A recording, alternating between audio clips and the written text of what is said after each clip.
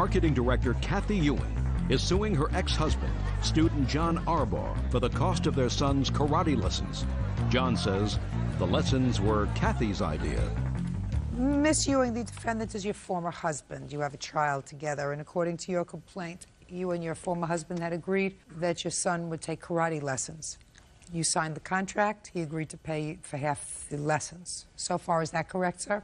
It is. And it is your claim that after paying for approximately 10 months, he stopped paying, and you want him to fulfill his obligation under the contract? Correct. And you decided after 10 months you didn't want him to attend this program anymore, is that right? Well, things changed dramatically after 10 months. I had some life-altering surgery, and in consideration of that, I'm doing a lot of things, and one was redirecting my focus and my resources to doing things that will help me out in changing my life. Okay. So you told her that you weren't paying anymore? No, there's another circumstance in that I'd taken my son to the school, and the sensei there was having a summer camp, and there's a dozen kids running around. The what? The salon owner or the instructor. Well, you said something else. Sensei. Sensei. That's what they call the instructor? Yes, I do. Sorry, I don't know the vernacular. That's fine. So anyway, it was a situation where he had all these people running around and no adult help, and I offered to help him. And so I stayed and helped, and Kathy heard about that and called the mediator, complaining that she was going to call the sheriff if I went back again. At that point, I wrote a letter stating that, due to those circumstances, I couldn't support, going anymore because I was obviously not welcome. So if I'm not welcome, my money support and everything else is not welcome. And he had a copy of it. Our mediator had a copy of it. A copy went to Kathy as well. Okay. So I have a couple of questions for you, Miss Ewing. This may be easy and it may be difficult. When did your son start the karate? He started in March of 2000. John and I sat down and... Shh. Just answer my questions. Okay. How old was he at the time? He would have been 10, between 9 and 10. And is there a contract that you signed? Yes. May I see the contract, please?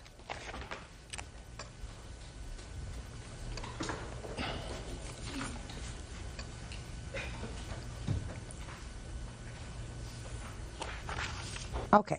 So this was 24 monthly payments, is that correct? Yes. So the program was for 2 years. Correct. And the total payments were $3,084, is that correct? Correct. How much did your former husband pay in the 10 months that he made payments? He paid approximately $58 a month.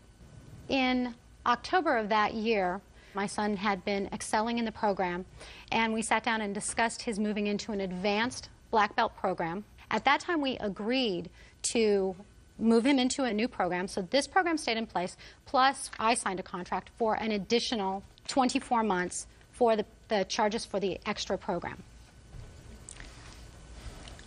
This was in October of 2000? Correct. And the whole business was 1980. Right. And how much did he pay on this contract? He paid one payment. Of $41.25. Is that right, sir? I really don't remember the details. But do you remember, sir, you had the discussion about moving him into the adult program? I did. And you agreed at that time to participate? With many, many reservations. I don't care whether you had reservations or not. Right. Okay. Your defense to this, Mr. Arbaugh, is that for whatever reason you became disenchanted. You told her that you were opting out of these two programs. Yes. You can't do that. You can't do that because in reliance on your statement that you would pay half of these two contracts, she contracted with them and she was obligated under the contract to pay the money. You can't in midstream say, I changed my mind. Do you understand that? I understand what you're saying. It's unreasonable. She is bound by the terms of this contract based in part upon your statement that you would pay half. And you followed through with that until you got to be in your bonnet about something that I don't really care about. And you had certain financial reversals. And you wanted to, according to you, place your financial resources in other directions. That's what you said. Right. You cannot do that to her detriment. You contracted to take care of this bill for your child, half of it. Do it. Judgment for the plaintiff in the amount of $1,910.75. That's all. Parties are excused. You may step out. I tried for over 8 months to work it out. For twice this length of time that he's been in karate, I've been paying for all of his. 22-year-old nanny Ivory Slade is suing her former employer, 24-year-old bartender Crystal Ellis, for firing her without warning and keeping her belongings. Crystal is countersuing for damage to her home. Miss Slade, you were hired as a nanny for Miss Ellis, according to what I've read in your complaint. You worked for her for a short time. She let you go. And it is your claim that she kept some of your personal property. When did you move into Mrs. Ellis's home? March 26th, which was a Wednesday. And tell me about your employment arrangement with her. The arrangement was that I would move in. I'd work Mondays, Tuesdays, and Thursdays from 6 to 2:30 in the morning. She wouldn't pay me. The arrangement was I'd get room and board for free in exchange for taking care of her kids from 6 till 2:30. Okay. So you started working on March 26th, and how long did it last? A week. So it didn't work out. You were not satisfied, I assume. That's right. Okay. And she's certainly entitled to do that. Right. Now, what items do you say that she kept? Well, the things that were missing was my Sony camcorder. It was a regular Kodak 35mm camera. They took, my bath towel is missing. The change out of my piggy bank is missing. My wallet You is think missing. she took that? And my CDs. You think she took all that? I'm not sure. From what Give me she's a telling break. me, somebody moved Miss Slade. it. Yeah. Miss Ellis, who do you live in your home with? I live there right now with my 2 children, and I have another nanny that stays in the room that she did stay in. Okay. And why do you have a nanny? Because I work nights, and What kind of work do you do? I'm a bartender. Okay. What kind of house is this? It's about 5 years old. It's a very nice house. Whose house is it? My grandmother, she bought it for me. You drive a car? Yes. What kind of car do you drive? I drive a 2000 Pontiac Grand Am. Do you have any savings? Oh, yes. Okay. Ever been arrested? No. Ever stolen property? No. Miss Slade, she doesn't look like the kind of person who would steal your property, madam. Miss Slade, according to your answer that you filed, madam, you say that the only thing that was missing were your CDs. Okay, can I just say one thing? Absolutely. When I got there, I have 85 CDs. They're in a case like this. It's a cylinder case. Of course, I noticed that was missing because when I brought it over there, it was in the box with the pillows and the sheets so that they would be protected. I noticed it was missing because it wasn't in that box. And I'm thinking, how did they package these? They probably scratched up, broken, whatever. So that's the first thing I noticed. I'm telling you now, I don't think she took it. When she told me was that she didn't tell me she moved and another lady moved. She said the people who moving into the room moved my things. I called her numerous times, and she never answered her phone. She has call ID. I don't believe that your camcorder was missing. Well, okay, I'm sorry. Do you understand that? Yes, I understand Good. that. But it Very good. Is this your mother? This is my mother who Good. bought And the just a camcorder. second, and I want you to notice your mother's face going like this. She probably didn't realize it, that it was going like this. I don't believe, so let's get over the camcorder. Okay. Good. Good. Okay. We're over the camcorder. My CDs, the camcorder is only $200. It wasn't a big thing. My CDs. I don't care what it was. Okay. I want you to understand that, Miss Slade. Okay. When I think that you're pulling the wool over my eyes or giving me a baloney story about one thing, I tend to doubt the other things that you're talking about. Do you understand? Yes. That's your problem. All right. So, I say you didn't have a camcorder that was missing. And unfortunately, your mother can't keep a straight face because while that was happening, she was shaking her head up and down like this. Okay. We understand each other? Yes. Good. Okay. So when I spoke to her, she told me other people moved my things. When I spoke to her, I said my things are missing. I'm telling her thinking she's going to say, well, I'll speak to her, I'll see what happened or whatever. She didn't do any of that. She just started getting offended and cursing me out, saying, I didn't do, I said, I'm not, if you're telling me someone else moved my things, then I'm telling you they took my things. She keeps talking about her. Things. When you're talking about things, what things did you tell her were missing? Well, I told her that my CDs were missing. Right. CDs. Right. And what else did you tell her was missing? I told her, well, I don't know if you want me to say this, but I told her the camcorder was missing. When did you tell her that the camcorder was missing? I told her over the phone. Did she ever tell you the camcorder was missing? No, she never told me about a camcorder. What did she tell you about? First it was the CDs, then she told me some towels and a piggy bank with $10 of change in it. Is the bank you're talking about with $10 and change the bank that you're talking about that was full of money? It wasn't full. It's a pretty big piggy bank. It's a piggy bank about this long, this high, and it had $10 worth of change in there. How do you know? Because I counted it. When? Before I left. I know it sounds weird, but I counted it. It sounds very weird to take time from your very busy job, taking care of your child, and how many you have? I have 2. 2, 3 children, to unscrew the piggy bank bottom and sit there and count out $10 worth of change. Okay. Do you this was my understand that? day off.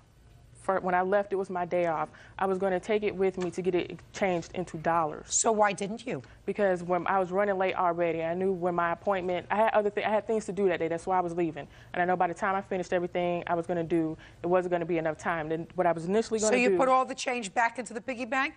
Right. Once you take it out and count it, that means you put it in piles, right? Yes. And if you take it out and take the trouble to take the money out and put it in piles, you keep it separate. You don't throw it all back together, because that would be stupid, because that's a big waste of time.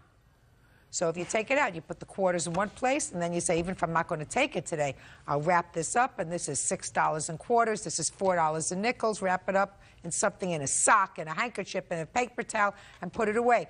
But now you tell me that you counted out $10. First you told me money. Now it turns out that it's $10.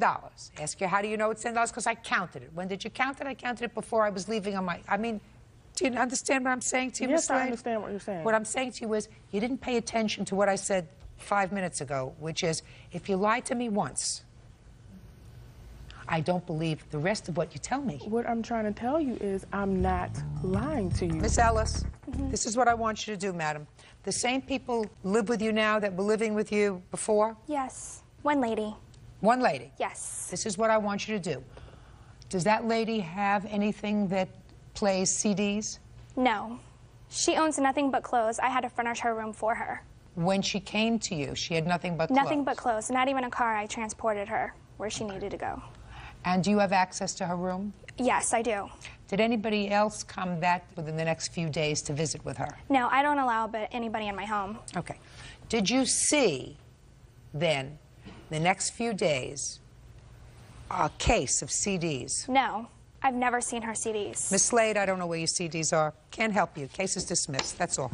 Thank you. Parties are excused. You may step out. I think she was just angry that I let her go When I spoke to her, I was fine. I said, okay, I understand. within such a short notice and time. It's her house. You don't want me there, then I won't be there. That's fine with me. I don't need any of her things that she has, I didn't accuse her of stealing my stuff. especially $10 in quarters. She started cussing me out, and I didn't blame you for anything. Basically, don't trust anybody. I wasn't mad. I'm still not mad. I just want my stuff back. And Chris Chenier is suing his ex-girlfriend, 21-year-old student Jessica Irby, for the cost of 2 rings he bought for her. Chris says Jessica's a cheater. Don't get comfortable, Bird. This is not going to take long. I'm never comfortable. Good. How old are you? I'm 21. How old are you? 21? You want money back from her for a couple of rings that you bought her, and you Yeah. say she promised to give you the money back. Yep. Yep. Try yes, Your Honor. Yes, Your Honor. What do you do for a living? I work at Walmart. And what do you do? I don't have a job right now. Do you live home? Yes. Do you go to school? Yes, Your Honor. What kind of school? HCC, college. Okay. Let me tell the story, because that way Bird won't get bored. Try to pay attention, Bird. Yes. When you were dating, you went with her to the mall. Yes, Your Honor. Very good. Quick learner. And according to you, she saw a ring that she liked. Yes, Your Honor. Because I read your papers very carefully. And she said, I really like that ring. Yes. And would you buy it for me? Yes. And you said, I'll only buy it for you if you really love me. Yes. That's what you said. Yes, Your Honor. And in what month was that, sir? April. And she said, I really love you. Yes, Your Honor. So you bought the ring. Yes, Your Honor. And then in June, she broke up with you. Well, July. Or July. Now, putting it all together, it is your claim that because she told you she loved you in April and broke up with you in July, she really lied. Yes. And therefore, she's not entitled to the ring. Yes. Now, Mr. Chenier, if she really loved you in April, Yes. she'd be entitled to the ring. It was a gift then. Is that correct? Well, it was more of a promissory ring. No. You just said that you said to her, I'll buy you the ring if you really love me. Yes. And she said, I really love you. And at the moment she did. Did you ever hear of Elizabeth Taylor? No. You never heard of Elizabeth Taylor? No, I haven't.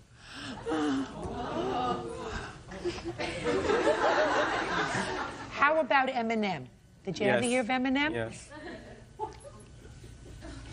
Did you ever hear of Costa Rica? I hear there are a lot of Americans in Costa Rica. Real cases, real people. Judge Judy.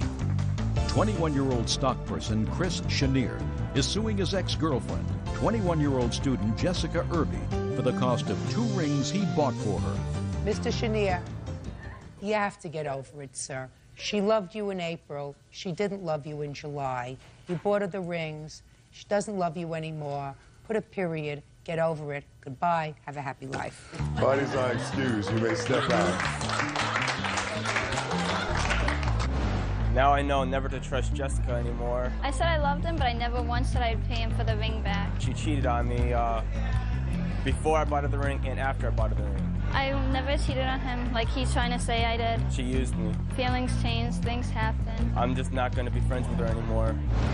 And now the next case. All parties in the matter of Cheek versus Bailey. Step forward, please.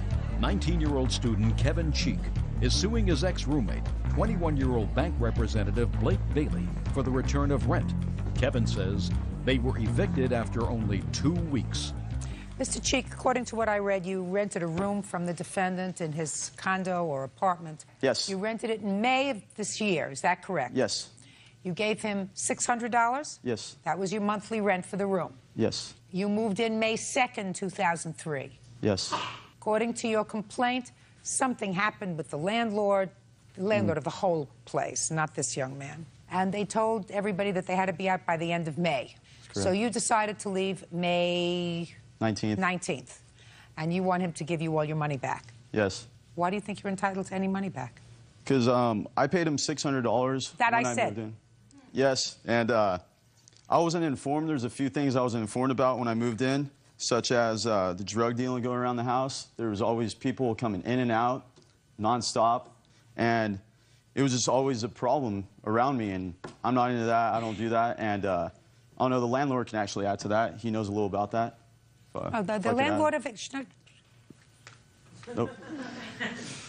The landlord told them they had to be out the end of the month. I wasn't informed in that when I moved in. He never told me. The landlord told him the month before that they were to be out by next month. And I was never told that before when I paid him the money. He never told me that. And nobody had to pay rent. The landlord said, everybody move out, nobody pay rent, and just get out of here, you know? So there's no reason why I shouldn't get my $600 back if nobody else paid money. So, but there was other things I was actually told about. No, he's just a interesting businessman.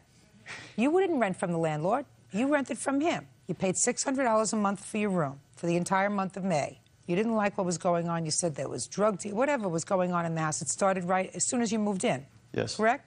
So you stayed there May 2nd, May 3rd, May 4th, May 5th, May 6th, 7th, 8th, 9th, 10th, 11th, 12th, 13th, 14th, 15th, 16th, 17th, 18th, 19th, right? Yes. And you moved out the 19th. Yes. You could have stayed the 20th, 21st, 22nd, 23rd, 24th. No, because it was, there's too much going on. There was. Now listen to me. Listen to me, sir. Same thing that was going on May 18th would have been going on May 28th. Yes.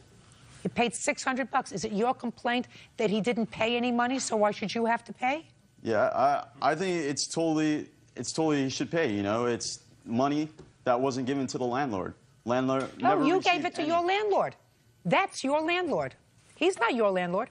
You never signed a lease with him. Did you, sir, just answer this question. Don't move. On May 1st, did you ever meet with this young man? No. On April 29th, did you ever meet with this young man? No. Right. I met him that month. Shh. Okay. He's not your landlord. He was your landlord.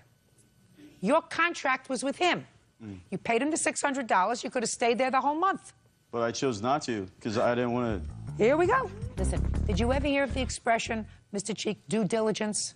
No, actually. Due diligence means when you enter into a contract, in this case it was a verbal contract for rent, you're supposed to look into the circumstances surrounding that contract. So you could have, if you wished, contacted the landlord. That's this gentleman sitting over here who's dying to talk to me, but I'm not going to let him. And said, listen, I just want to know if everything's okay with this place, whether these people are okay, how long their lease is. Because I want to know if I'm going to move in, I want to be there more than a month. Because you had a month-to-month tenancy with him if you didn't have a lease. And you didn't have a lease with him, did you? No. So it's month-to-month. So you could have gone to the landlord and gotten that information. You chose not to. You lived there for a month. The fact that you chose to leave on the 19th, that was your choice. Why should I pay that full month, though? That's not $600 worth of rent. Okay. Let me ask you this question. I'm going to give you this analogy, Mr. Cheek, and then I'm going to just dismiss your case. But I'd like you to hear the analogy.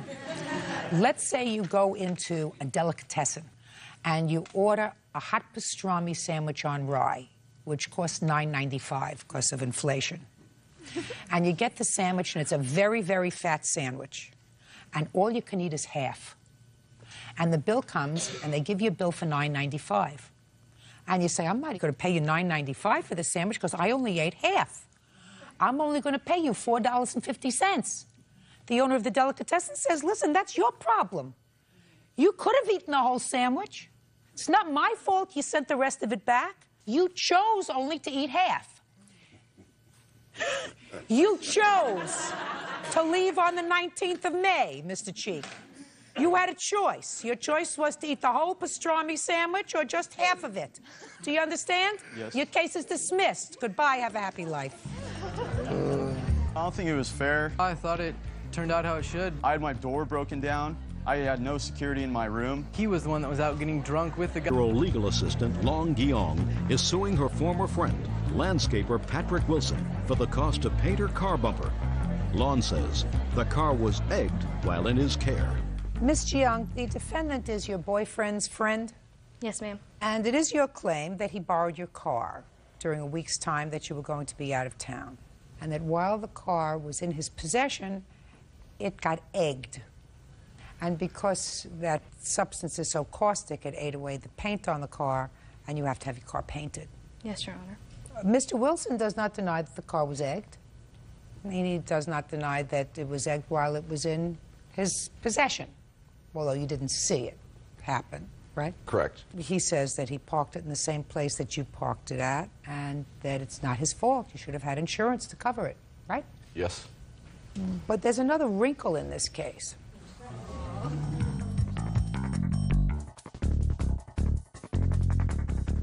According to you, he gave you $50. Yes, Your Honor.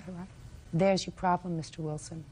Did you give her $50? Yes, I did. So that you gave her $50 to lease her car, to rent her car for the week. For the use of it, yes. So I want you to think of Miss Giang as Hertz, budget, dollar.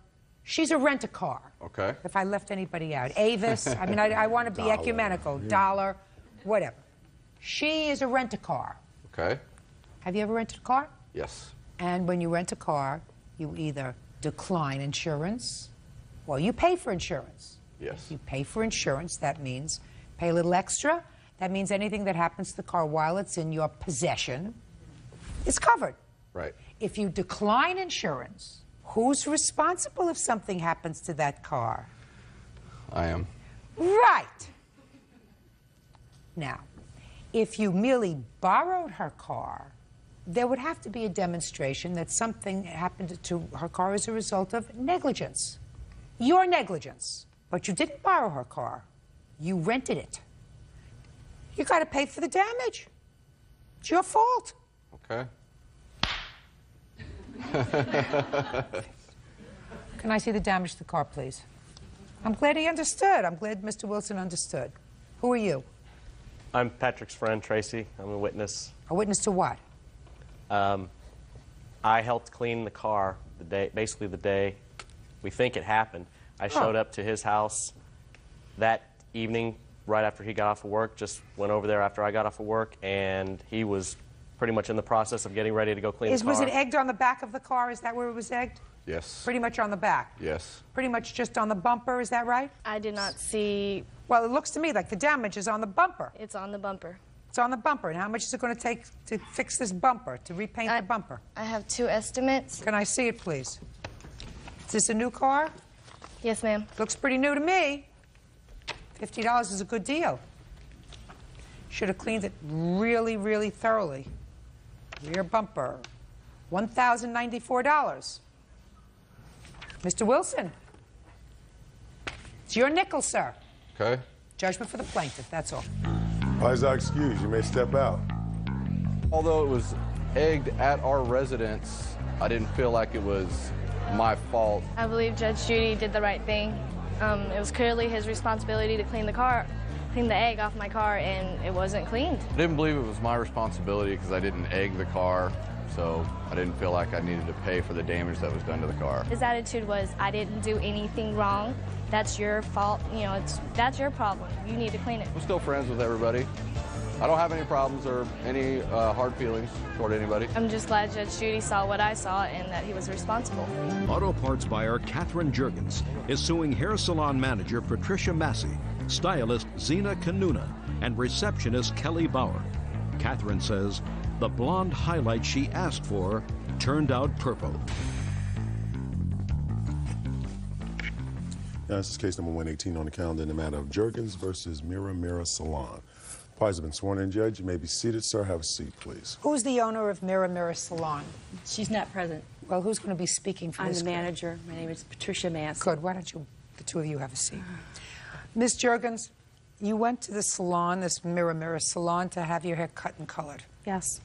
And it is your claim that, aside from the haircut that was a little too short that you were not happy with, the hair color that they provided for you was really less than satisfactory, giving you a slightly purple spotted tone. Yes. And when you got home and you saw it in natural light, you were appalled. You went someplace else and had it redone. What you're suing for is the cost of having the process that they did at Mirror reversed, and also the bounce check costs that you stopped payment on the check that you wrote to them. Yes. The salon says that they want the money that you were supposed to pay them for the work that they did for you, because they would have been delighted to repair your hair had you come back to them. They didn't have that opportunity because you went elsewhere. So tell me when you went to their salon. I went there on March 22nd. Was this the first time that you had been there? Yes. Who recommended it? I live nearby there. And so nobody? No one. And you didn't have the name of a stylist or colorist? You just walked in No, I didn't. Cold? I called in about a week beforehand, and I just asked for a Saturday appointment for blonde highlights and a haircut, and they suggested Zena. Okay, so you got a haircut, and they cut your hair too short for you. But you weren't so upset about that. That happens. It's happened It'll to grow. everybody. Hair grows. What about the color? Well, the color, we had agreed on blonde highlights and brown lowlights. She had brought out some color swatches of hair. We agreed on it, and she went ahead. Okay. You left, you paid your bill, so in the salon it looked fine? Yes, it did, but the lighting in the salon it's very soft, I understand. kind of dark. Been there. I know what you're talking about.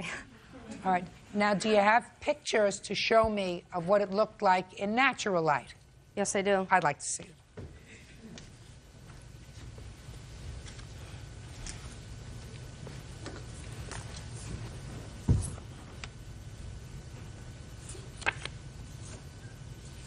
Well, there are two where I can clearly see what you're complaining about. I'm going to show these two to the defendant. Some of the other ones I can't see.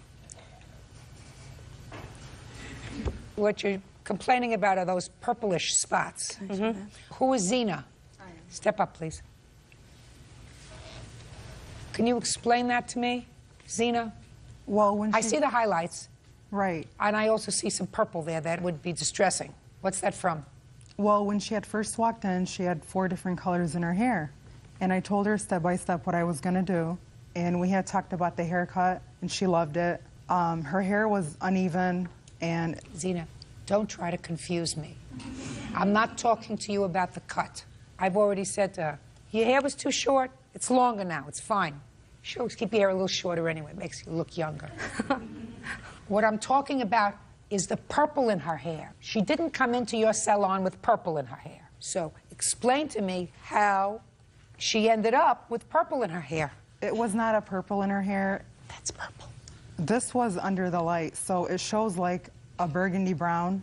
And No, it shows peculiar looking. It doesn't show natural. It's very peculiar. You know, for somebody going to a punk rock concert, it's fine. But that is a little peculiar. Let me have it back. So what you're telling me, Zena, is you can't explain it. That's just the way the color grabbed her hair. Is that what happened? Well, I had to use that to kill the 4 colors in her hair. And she loved it when I was done. No. In your light, she loved it.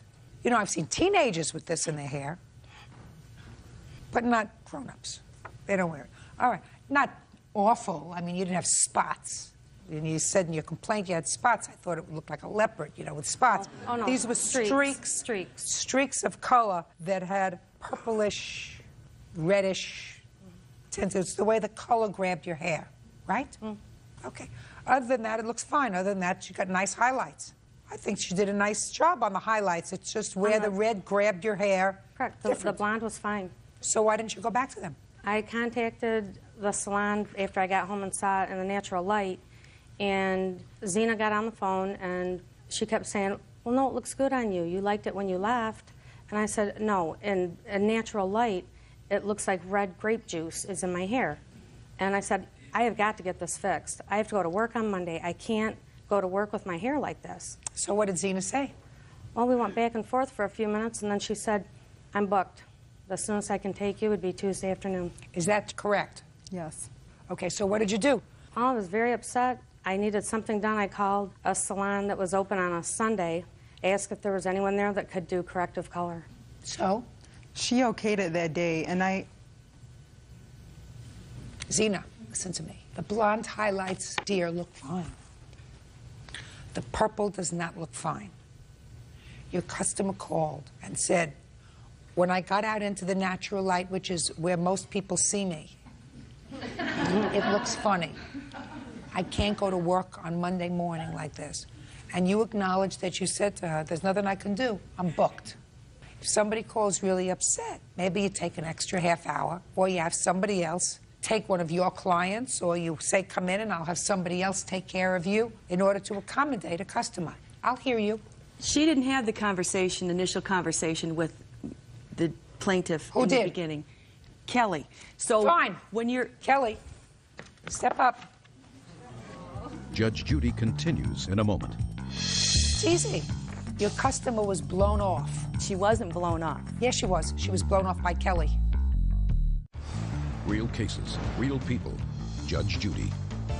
Catherine Juergens claims hairstylist Zena Kanuna dyed her hair purple. She is suing for the cost to have it redone. You had the initial conversation, Yes. Kelly. What did she say to you?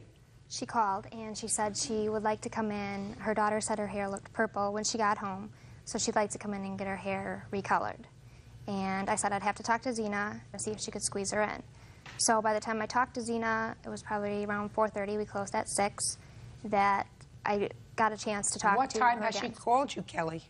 Around 3:30. What time had you called her? It's about 3:30. So you got to speak, the first opportunity that you had to speak to Zena was an hour later. About then, yes. Good. I Go had to ahead. call twice. You called twice? Yes, I did. The Okay, first. go. Okay. Go ahead. And what So happened? the next time she called back and I talked to her, I said the next time Zena could see her would be Tuesday, that she couldn't fit her in. It's not that Zena did not want to do her, that she was not able to fit Don't her in. editorialize. She called you at 3:30, and you did nothing. This is what I'm getting, Kelly. Then she called back, and when she called back, you went to speak to Zena. Is that what happened? No, I had talked to Zena, and I hadn't had the chance to call her back yet. But you hadn't called her back. She had to call you. Yes. That's not good business. Because if she hadn't called you back, you may not have called her at all if you were busy. Don't speak. Not good business. So you told her when you called back that Zena couldn't fit her in, and the earliest she could see her was Tuesday. Yes. How did it come about that Zena got on the phone with her? I don't know when she talked to Zena. I think it was the second time she called back. She may have talked to Zena then. Is that right? No, that's not correct. The first time I called, she said Zena was with a customer and she'd give her my message. I did tell her I was unhappy with my hair, so I waited for an hour and I didn't hear anything back, so I called again and then I spoke with Zena. so you can have a seat. And you can have a seat. It's easy. Your customer was blown off, and it wasn't good business. What did you expect her to do? I mean, you didn't know about the situation, but what would you expect her to do? Wait until Tuesday? No. I didn't, first of all, I didn't think it looked as bad as those pictures indicate. That's what it looks like. And she wasn't blown off. Yes, she was. She was blown off by Kelly. In her mind, she was blown off. Right. Because if you call at 3:30 and say, I'm really unhappy with my hair, would you call me back? And 4:30 comes, you know, the salon closes at 6 o'clock and nobody's called you back. And my sense is that Kelly would not have called her back. Kelly was not, on Saturday when everybody is real busy, she was not calling back a dissatisfied customer. The salon is closed Sunday and Monday probably, the earliest, because here was Tuesday anyway. What's the point in calling her back? So, what would you expect her to do? Well, when she called the first time, she asked to speak to Zena, and the conversation was regarding that. It was also about her hair and not being happy about it, but she had asked to speak to Zena, so there really wasn't a whole lot of reason for us to call back till Zena was available. What? You hear the groaning? They're not supposed to do that. What I'm telling you is, if you're in business and you want to keep a customer and you're not blowing her off, Kelly, who looks like a very healthy young lady, says, hold on one moment, walks over to Zena, say, can I speak to you a minute? Just take 2 seconds, put down the scissors. Did someone say she's unhappy about it? She really wants to come in. You have time for her today? No, I don't have time for her today. Okay. Comes back to the phone and says, I'm sorry, she can't see you today. I mean, it's not as if Zena is involved in brain surgery. She's going like this, making with some dye, right? Folding it together and putting it down, right? Right. That's not taking out somebody's, you know, aorta. So she went and had her hair fixed elsewhere. As far as I'm concerned, Miss Jerkins, you only have to pay it for it once. Once. Mm-hmm. So you didn't get the service that you wanted at their salon. Right. They're not entitled to be paid. So your counterclaim's dismissed. But that means that you got your hair colored the way you liked it, right? Well, wasn't really the way I liked it. I had to be It's colored never dark. perfect. Come on. God makes it perfect. Beauty parlors try their best, but it's not perfect. And then you went someplace else and had it made better, right? Well, yeah, it was better. Good. So why are you wasting your time suing them? You had your hair fixed. I mean, what do you want? You want them to pay you thousands of dollars because you were unhappy? No. So what do you want? I wanted to be reimbursed for the correction that had to be done on my hair. Let me explain something to you, Miss Jergens. Sometimes color grabs differently, depending upon what you had for breakfast sometimes.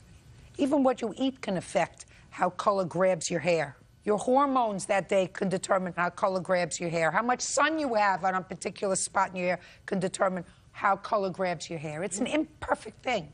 It's not nature. It's chemical. I understand. So what I'm looking at, the job that Zena did, being fair to both of you, looks like a very reasonable, skilled highlight job. The only problem is that some of the color grabbed your hair wrong. Mm-hmm. Stop making a big deal. The lesson is, if you're in a service business, you're supposed to service your customers. And if she were a better serviced customer, you wouldn't be here today. And I'm not talking about Zena's work. I'm talking about what happened afterwards.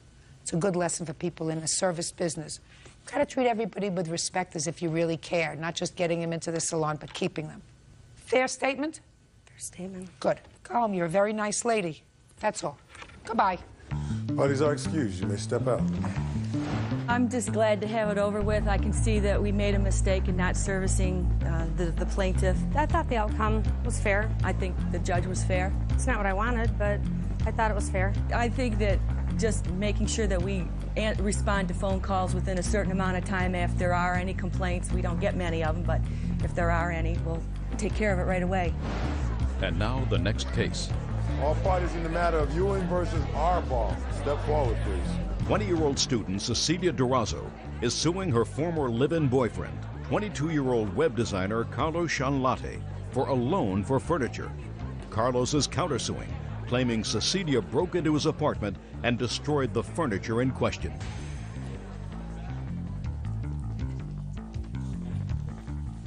Yes, case number 141 on the calendar in the matter of Durazo versus Shanlate.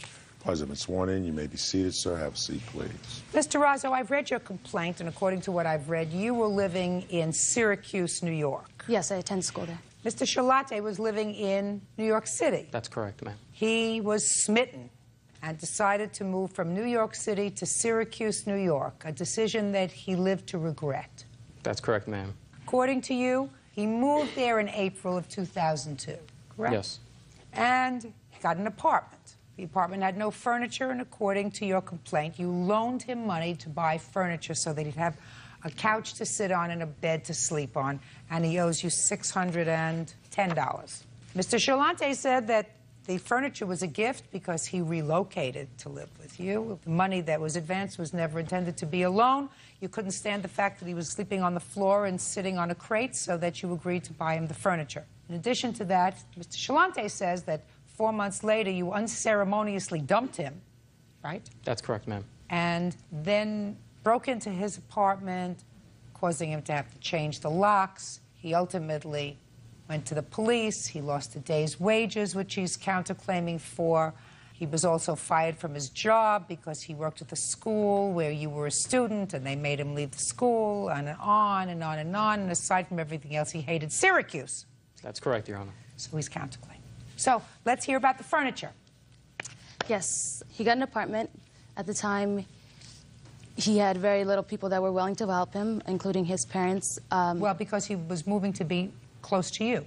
Which I did not ask him to do. He chose, I asked him not to move to Syracuse. Really? Yes.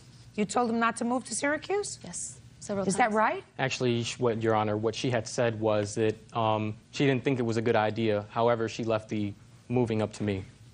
She didn't think it was a good idea? Yeah. Because why? Just because I had to move, job that I was working at, I had to leave that job, had to find a new job up there, those kind of circumstances, Your Honor. So she didn't think it was so smart for you to leave New York City? Yes. So why did you come? I moved because I thought that I had enough money. I thought it'd be best for us maybe to be a little closer together. There were times where there was complaints about, you know, us not being able to see each other as often. Who was complaining, you or her? Both parties, Your Honor. Is that right? More so him. I gather. Okay, so we got there. Let's go. He asked me to loan him the money to buy the furniture. What did he say? He didn't have money. He said, you know, he began working at the university. As soon as he gathered enough money, he would pay me back. Mr. Plord, who is also Mr. Charlate's witness, was present when we bought the furniture. I bought him, well, I loaned him, I put it on my credit card. Knives, spoons, a little table that we bought, and a futon. Were you present when this furniture was purchased? Yes. Step up, please. How do you know these people? Well, she was a resident advisor at Marion Hall, and so was I, and that's how we met. And then when he moved to Syracuse, I met him because he was there. Tell me what you know about the furniture. It's a futon, it's a stainless Oh, you were steel. there when it was purchased? Yes. I brought the mattress home in my car. Did you hear any conversation between the plaintiff and the defendant with regard to loan, gift?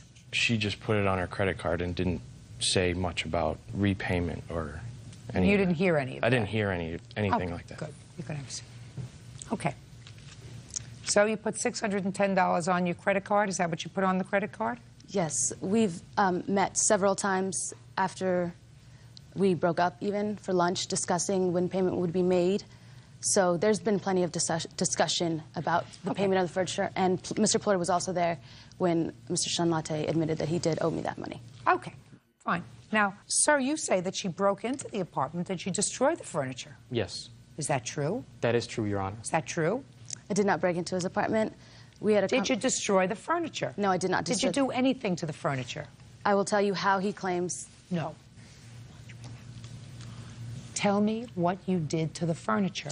I went to his apartment. I had the key, which he gave me. I went, he has a very narrow spiral staircase, and I slipped. It was myself and another girl. It was about my size. It's a pretty heavy futon, just the mattress. And we were unable to get it down the spiral staircase, so we had to throw it over. Throw it over what? The staircase is a spiral and it's thin. We could not physically get it through the staircase, so we had to throw it over. And what? Put your hand down. Okay. And what happened when you threw it over? You mean just the mattress? Well, yeah, we got it down there, like I said, I slipped, and we got it down there. And then once we were trying to get it in my friend Kenny's car, who took us to get the mattress, and we weren't able to. So we left to go find Carlos so I can retrieve the rest of my items, the futon frame and everything else I had in the apartment. Could you tell me what you did with the futon? The mattress? I lost you at it. You couldn't get it in your car after you threw it over the Yeah, I left railing. it there because there's nowhere I could not. Where? I left it on the ground outside because... You get nothing for the furniture. The futon frame is... You get nothing for the furniture. Madam. The mattress costs only about $200 compared to... I don't care. In order for him to be able to use the futon frame, he has to have a futon. You destroyed the futon. He had a year to pay me back for it. And he... Then if you had waited and done exactly what you did by filing a small claims case against him, you would have gotten your money if I found that, indeed, he promised to pay you back. But what you did was, first you went to his house, you destroyed part of the property that put him in a position where he couldn't use it, because in order to use a futon frame, because I know what they look like, you have to have a futon mattress. So either he had to go out and buy a new futon mattress so that he could use it, or he gets rid of the frame. You get nothing for the furniture. Do you understand? Do I get my furniture back? What furniture back? It belongs to me. I paid for it. So can I have the futon? If he's got it, Your do you Honor, have the frame? It is currently in Jonathan Plord's dorm room. Oh, fine. So she can go pick it up also. Perfect. Just a second. All right. So far, you're not doing badly, right? Yes. She's going to come over and get the frame. Okay. Is that okay? Yeah. Jonathan? Zippity-doo-dah. Judge Judy continues in a moment. That I do not have. He has not returned my phone calls. Listen, I'm getting really frustrated. And I shouldn't be frustrated. I'm too old to be frustrated.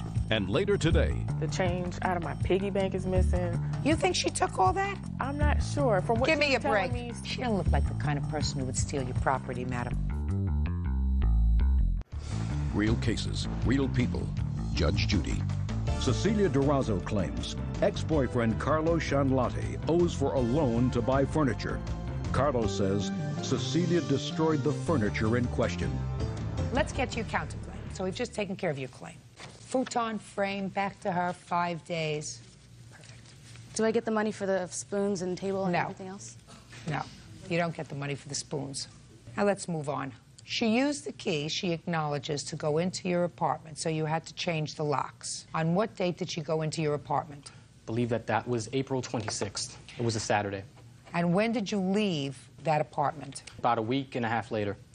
Now, do you have a receipt from a locksmith for changing the locks on the apartment? No, my landlord did the lock change. He charged me for the lock. And Show me. I don't have it. Well, that's what we call proof. In court, we need proof. I do have photographs of the damage to the apartment, which caused me to lose my security deposit, though, Your Honor. Show me proof that the landlord kept your security deposit. Do you have that? No, that I do not have. He has not returned my phone calls. Listen, I'm getting really frustrated. And I shouldn't be frustrated. I'm too old to be frustrated. When you come to court, you have to have proof. Do you understand? I understand, Your Honor. You don't have proof for me. It's very easy to get a letter, statement, showing that I'm not returning your security deposit, because I would assume that if the apartment wasn't a wreck, you would have gotten your security deposit back, right? Yes. Also, on top of that, because I was forced to resign from my job, I had to abruptly leave Syracuse. And my lease, which I have here, states that I have to let him know 2 months ahead of time that I'm leaving, or else he keeps the security deposit. There you go. And you had to leave Syracuse because, according to you, you worked at the same place that she worked. Yes, and my... Well, I mean, that's all hearsay. Mm-hmm. That would all be hearsay, why you had to leave. But you did leave. Yes. Now you are apart from each other. And I assume you're back in New York City? Yes, I am, Your Honor. Working? At the current time, I'm working with a web design company down in Miami, working from home. I don't care where you're working from. You're working. Yes. Are you living alone or with your parents? Currently, I'm living with my parents looking for another apartment. Perfect. That sounds fine. And you're going to get your futon frame back. That's perfect. Goodbye. Good luck. Have a happy life. Parties are excused. You may step out. He knows that he owes me the money. She seems to forget the bills that I have paid. And he refuses to pay me. However, we had an argument. He had another bill to pay. And she didn't confront me as, you know, as a normal human being would. He just didn't have the money. She came at me with rage. There was always an excuse. You can't trust some women. And now the next case. All parties in the matter of Slade versus Ellis. Step forward, please. 30-year-old administrative assistant Janine Barnard is suing her twin sister, administrative assistant Jennifer Barnard, for unpaid loans, forgery, and for an outstanding cell phone bill. All rise.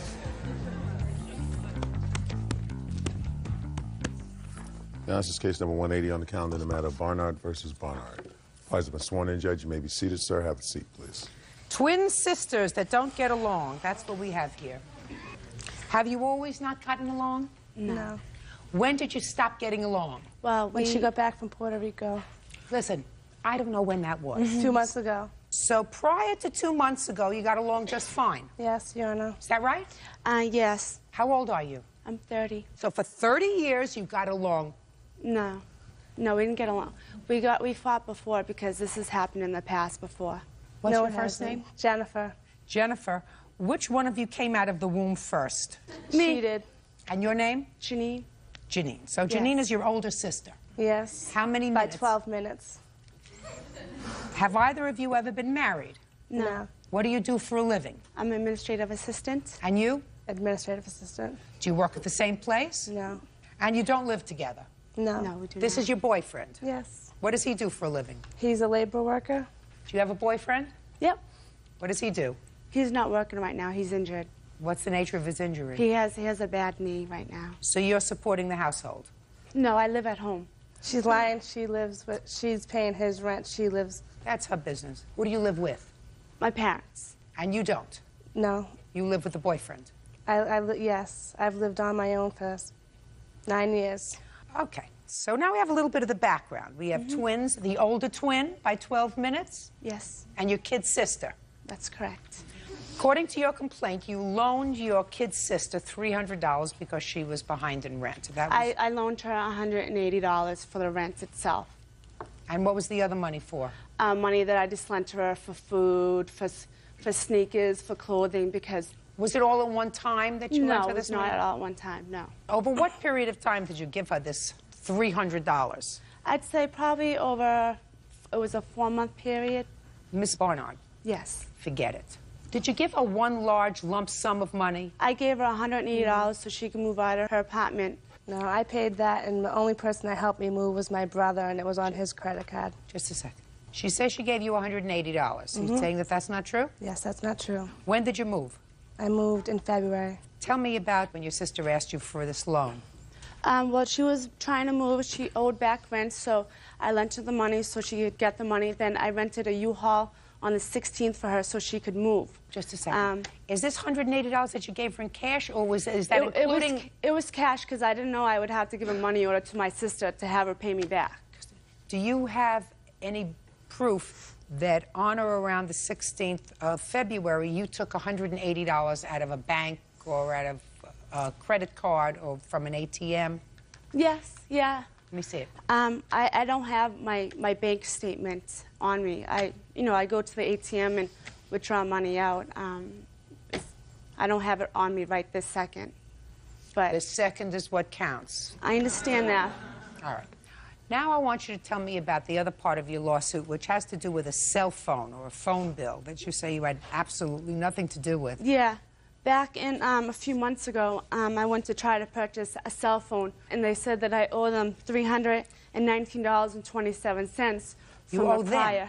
Yep, the phone company. And did you say, I don't have this phone number? Yeah, I didn't have any recollection of it at all. I told them it wasn't me, and I had to look into it and call the fraud department at the phone company to research it. And what happened when you researched it? What did you I researched it. I asked them for a copy of the agreement that was signed to get the phone, and I have it right here. This was in 1994, 10 years ago. And I have no recollection of it. I didn't sign anything. Recollection. I didn't sign it, excuse me, recollection. And it's clearly that the signature, the A's above, the A's on the printing above is different from the A in the signature print. Next to her, the signature, the A's are clearly different. This is from 1994. This is actually 10 years ago. I'm not dealing with this. Yeah, well, because I tried to get a cell phone, and they said that I have to owe the money. I actually got copies of the bills stating the forwarding address from the Quincy address to a Mattapan address, which is her boyfriend, Maurice Sherman Hines. This is Maurice? Yes, it is. Maurice, stand up here a second. Your girlfriend's Jennifer, is that right? Yes. Did Jennifer ever get you a cell phone? No. Did Janine ever get you a cell phone? Yes. When did Janine get you a cell phone? It was about 10 years ago. She says that $319 is owed from an old phone. Clearly the phone that you say she got for you. Yes. Right? Yes. So you acknowledge that this phone was the phone that the plaintiff bought for you in 1994, and you owe on that phone $319. Yes. Right? Yes. So why don't you pay it? Haven't had no money to pay it, and she just brought it up to me a couple of weeks ago. What do you do for a living? I work at Labor Ready. Labor Ready? Yes. That means that you go... And do hard work. You Whatever live needs to be together? done. No. Do you have children? Yes. How many children do you have? One. With whom? Jennifer. You had to think about that? Is this Jennifer or another Jennifer? This is Jennifer right here. This Jennifer. Yes. How old is this child that you have with Jennifer? 9. Oh.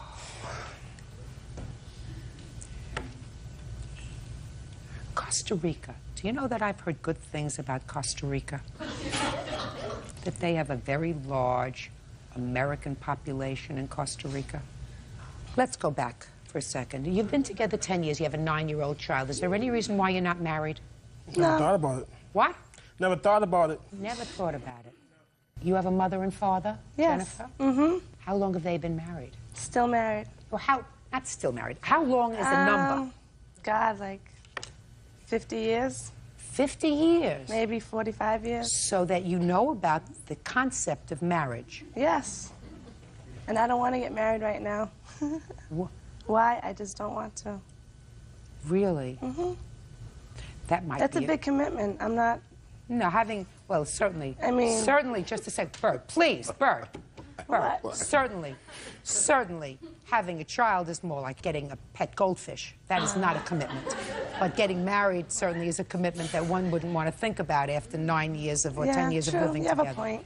How long have we been doing this? How long have we been doing this? A long time, 25 years. And how many times have we heard, I'm not ready for a commitment? I'm not ready for a commitment, you know, and when the kid is graduating from elementary school, maybe we'll think about the commitment of marriage. College, maybe. College, maybe. We've been together off and on, not Costa Rica, maybe. Judge Judy will continue in a moment. And later today, She saw a ring that she liked, and she said, I really like that ring. Would you buy it for me? And you said, I'll only buy it for you if you really love me. And she said, I really love you. real cases, real people. Judge Judy. Janine Barnard says her twin sister, Jennifer Barnard, used her information to set up a cell phone account. You've had 10 years to pay the $319. So let me explain this to you, Miss Jennifer. Mr. Wonderful over here may not be prepared to make a commitment, and you may not be prepared to make a commitment to each other, even for the sake of your child. Do you understand? That's your business. I can't clear up the world one case at a time. But I can tell you this. You are going to pay that $319 for the phone bill that you owe. Do I make myself clear? Yes.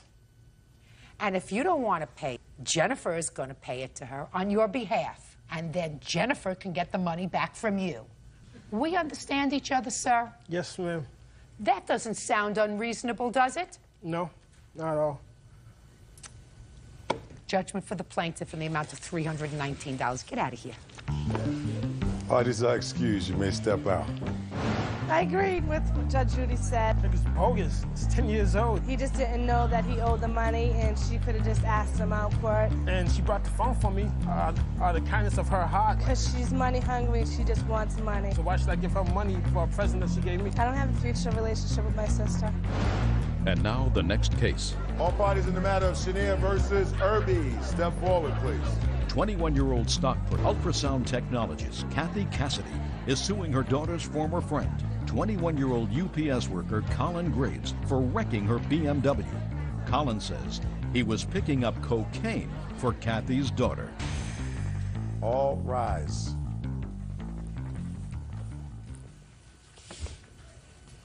Yeah, this is case number 128 on the calendar in the matter of Cassidy versus Graves.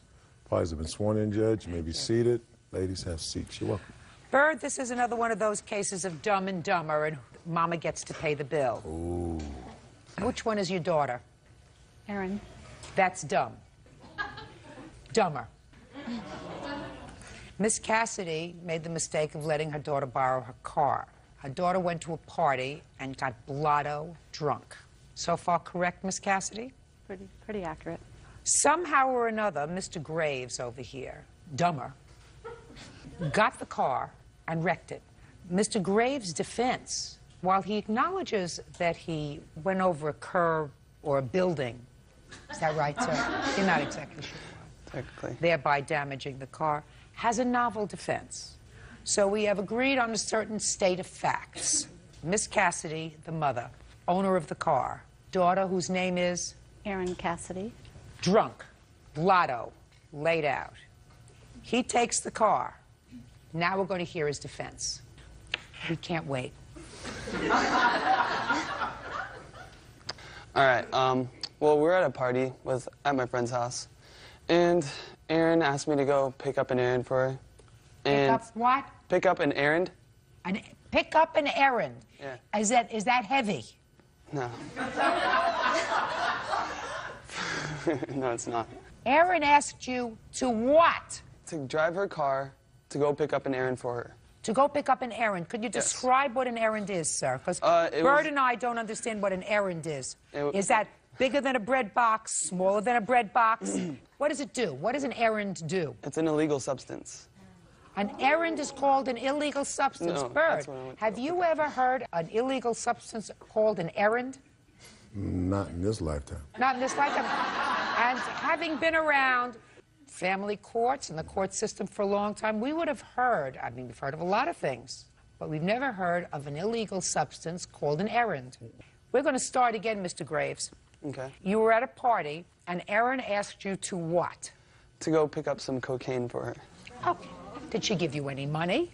I would like you to look in my eyes when you speak to me. All right. She tried to give me some money, but she couldn't find her wallet because she was too drunk. And so we went looking for her wallet, and I found it outside in the front, or next to the front door. So. Look at my eyes. Sorry. So you took money out of her wallet, or you brought the wallet back to her? Mm-hmm. Uh-huh, what? Uh-huh is not an answer. Yes. Well, you see what I mean, Dumb and Dumber? Dumb and Dumberer. Dumb and Dumberer. Uh-huh is not an answer. Either you took the money out of her wallet, or you brought the wallet back to her for her to take the money out of it, and uh-huh is not an answer. Column A or column B? Which one was it? Took the wallet to her. And she took the money out? No, she said to look in it and take the money. And how much money did you take out? Just $20. 20 bucks. And where did you go to purchase this cocaine for Erin with the 20 bucks? From a friend of mine. Friend of yours? Yeah, well, a friend of ours. A mutual friend. The person's name? I can't give that. Oh, yes, you can. All right. You're here in court. I'm asking you a question. I have to decide whether or not you're telling me the truth. The person's name? Justin? Justin what? I don't know. I don't want to give it to you. Sorry. Now, you're in the car on your way with the 20 bucks to buy cocaine for Erin, who was drunk. So drunk she couldn't even find her own wallet. And what happened with the car, Mr. Graves? Well, I was turning to a left-hand turn lane, and I got a glare in my eye. What time was it? I think 11 or so. At 11? night? Yes. Was it a sun glare? No, it was from a light, because I wear contacts. It was from what light, because you wear... The street light. Like, you know, the light that's red, green, signal light. And I So because you wear contact lenses, it affects your light in a way different from the way it affects normal people? No, not necessarily. I don't know how normal people see because I'm not a normal seer. You're not normal, is what you're saying. Is that what you're trying to tell me? No, I'm not trying to say that. You were blinded by the light. And what happened? Well, I drive a truck, so I'm not used to her quick handling, and sorry. You got blinded by the light. And what happened? And I was turning to the left-hand turn lane, and there's an island there. And I went up the curb onto the island. Thereby damaging the rims. Then you went and bought the cocaine. Yes. And you brought it back to the house. Yes. And what did you do with it? Well, I went to go find Erin, but she was passed out on my friend's bed. And? And so then I just gave it to someone else. You gave Erin's cocaine to somebody else? Well, someone else was purchasing some too at the same time. You mean you drove somebody else also to your friend Justin's house to buy the cocaine? Yes. Is that what you're telling me? Yes. Well, how many purchasers... Bird. This is very serious business. This is the future of our country here that's standing here. Merely cleaning my This is the glasses. future of America. Mhm. How many purchasers were in the car altogether, Mr. Graves? None of them were purchasers. Well, But that they were was just- you. I wasn't purchasing. Sure, you were purchasing. Well, I was purchasing it for other people. You were I an guess. errand. Yes. Sorry, he was an errand. And then there was at least one other person who you also said was in the car also purchasing, right? No. No other person in the car was purchasing besides me. I thought you said somebody else in the house. You gave Well, it to... I brought 2 people with me, but they weren't purchasing any. They were just going along for the ride. So you gave it to... The person that was back at the house. Just because they were... Was it their birthday or anything? Not that I know of. Was it a bar mitzvah present? No. Just because you were a nice guy. Because you don't do any cocaine. No, not anymore. Hmm? Not anymore. I don't mean now, I mean then. Yeah, I did. It's party time. So you just gave away the cocaine. Didn't want to use any of it yourself that night. Didn't want to save any for later. Judge Judy continues in a moment. You know what makes me doubt what he said? The fact that when he came back, and because she was sleeping, he gave the cocaine away. And later today, I'm not happy, you're not happy, let's call this quits. And he then crossed the double yellow line in my car and started driving towards oncoming traffic full force. real cases, real people. Judge Judy. Kathy Cassidy says her daughter's former friend, Colin Graves, damaged her BMW when he drove it over a curb. Colin says Kathy's daughter asked him to go buy cocaine. How much did it cost you to fix this car, Miss Cassidy? $25, $34, $95 or something. Do you have any proof of that? Yes, I do. I'd like to see it, please.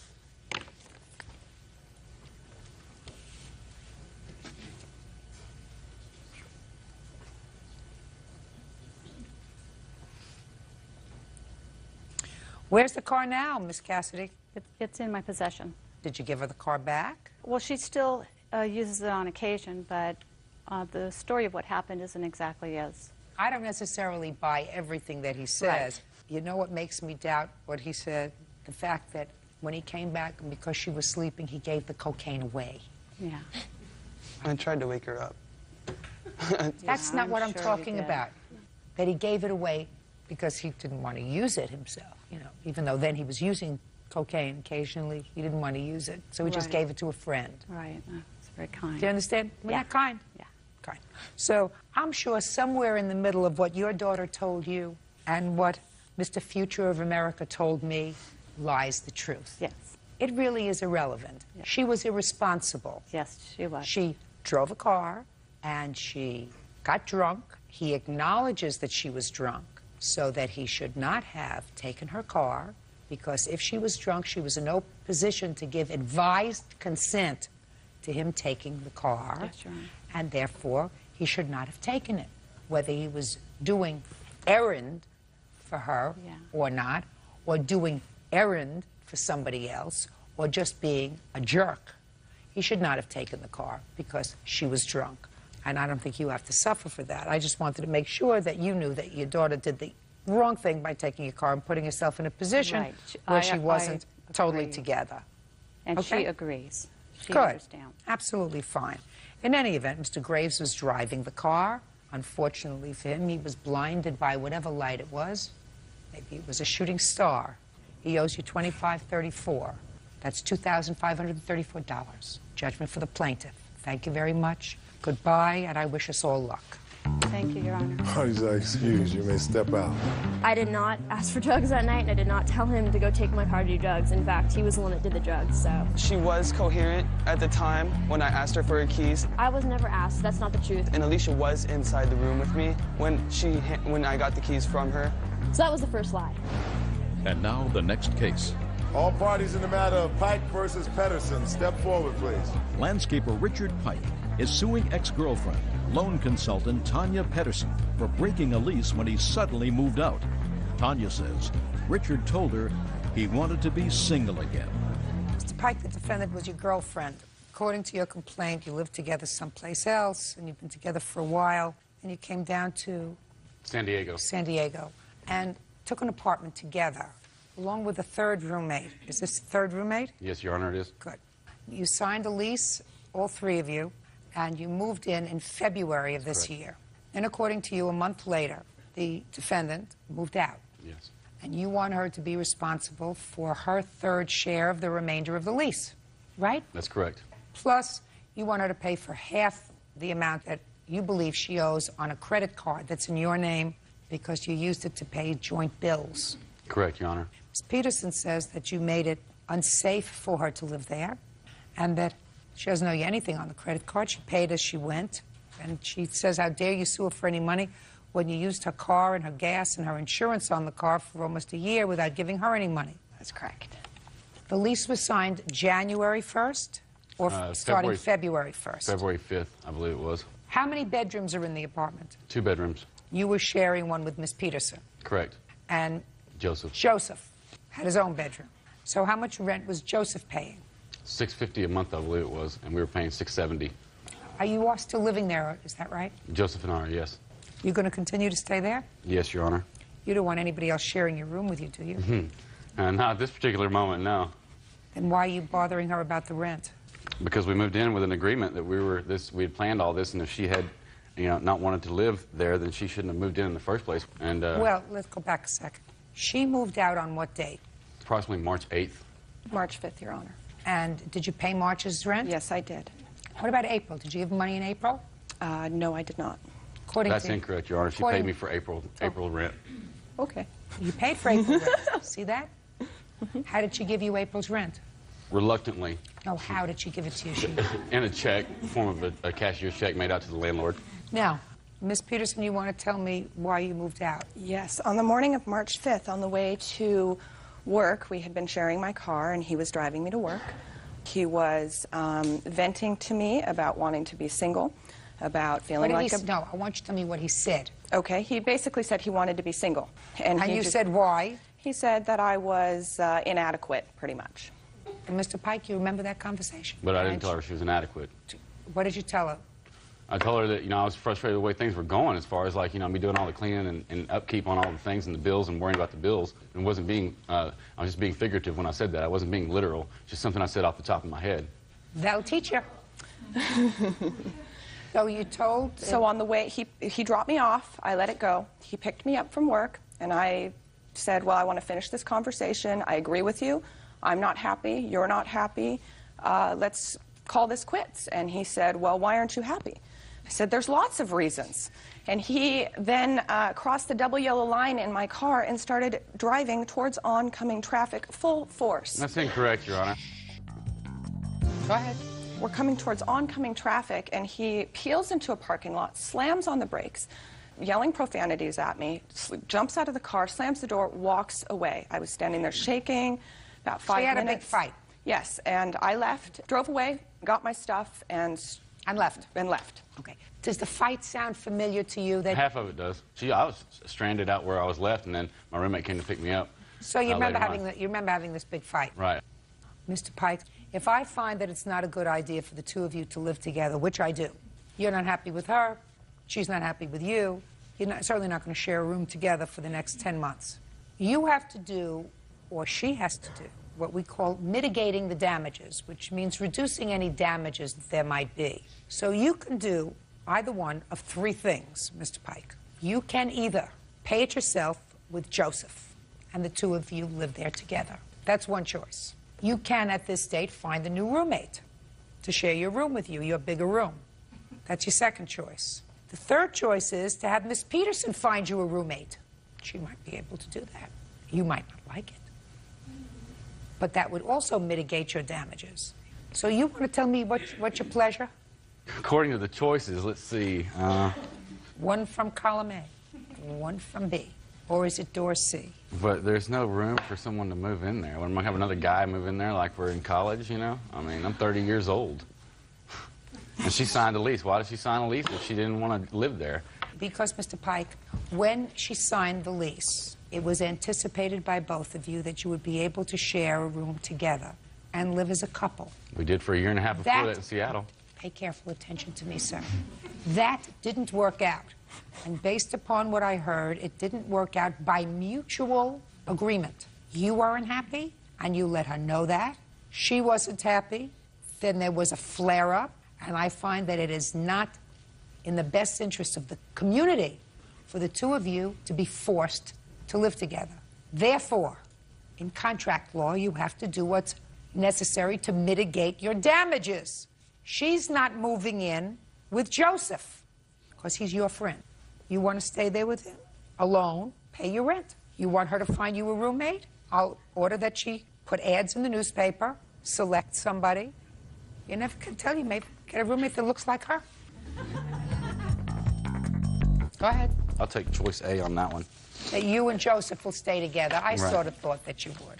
Now, you want to go into this credit card with me, sir? She couldn't get a credit card because of her current credit status, so I filed for a credit card, got one, and we used it just for groceries, living expenses. It was always agreed upon. You know, she'd always promised to pay half of it. Now I'll hear your end of it.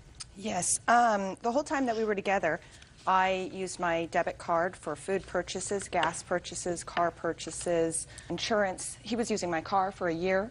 The total amount of expenses that were incurred for both of us over the last 12 months is over $10,000. Show me. Then, Your Honor, that's incorrect because I sold my truck August of 2002 for us to have money to move down here. And so I only used her car in Seattle for like 2 months. I'm looking at her debits. I want to see her debits since while you were living together. And you can note on there... Oh. Shh. And I want to see the final bill as of March 5th.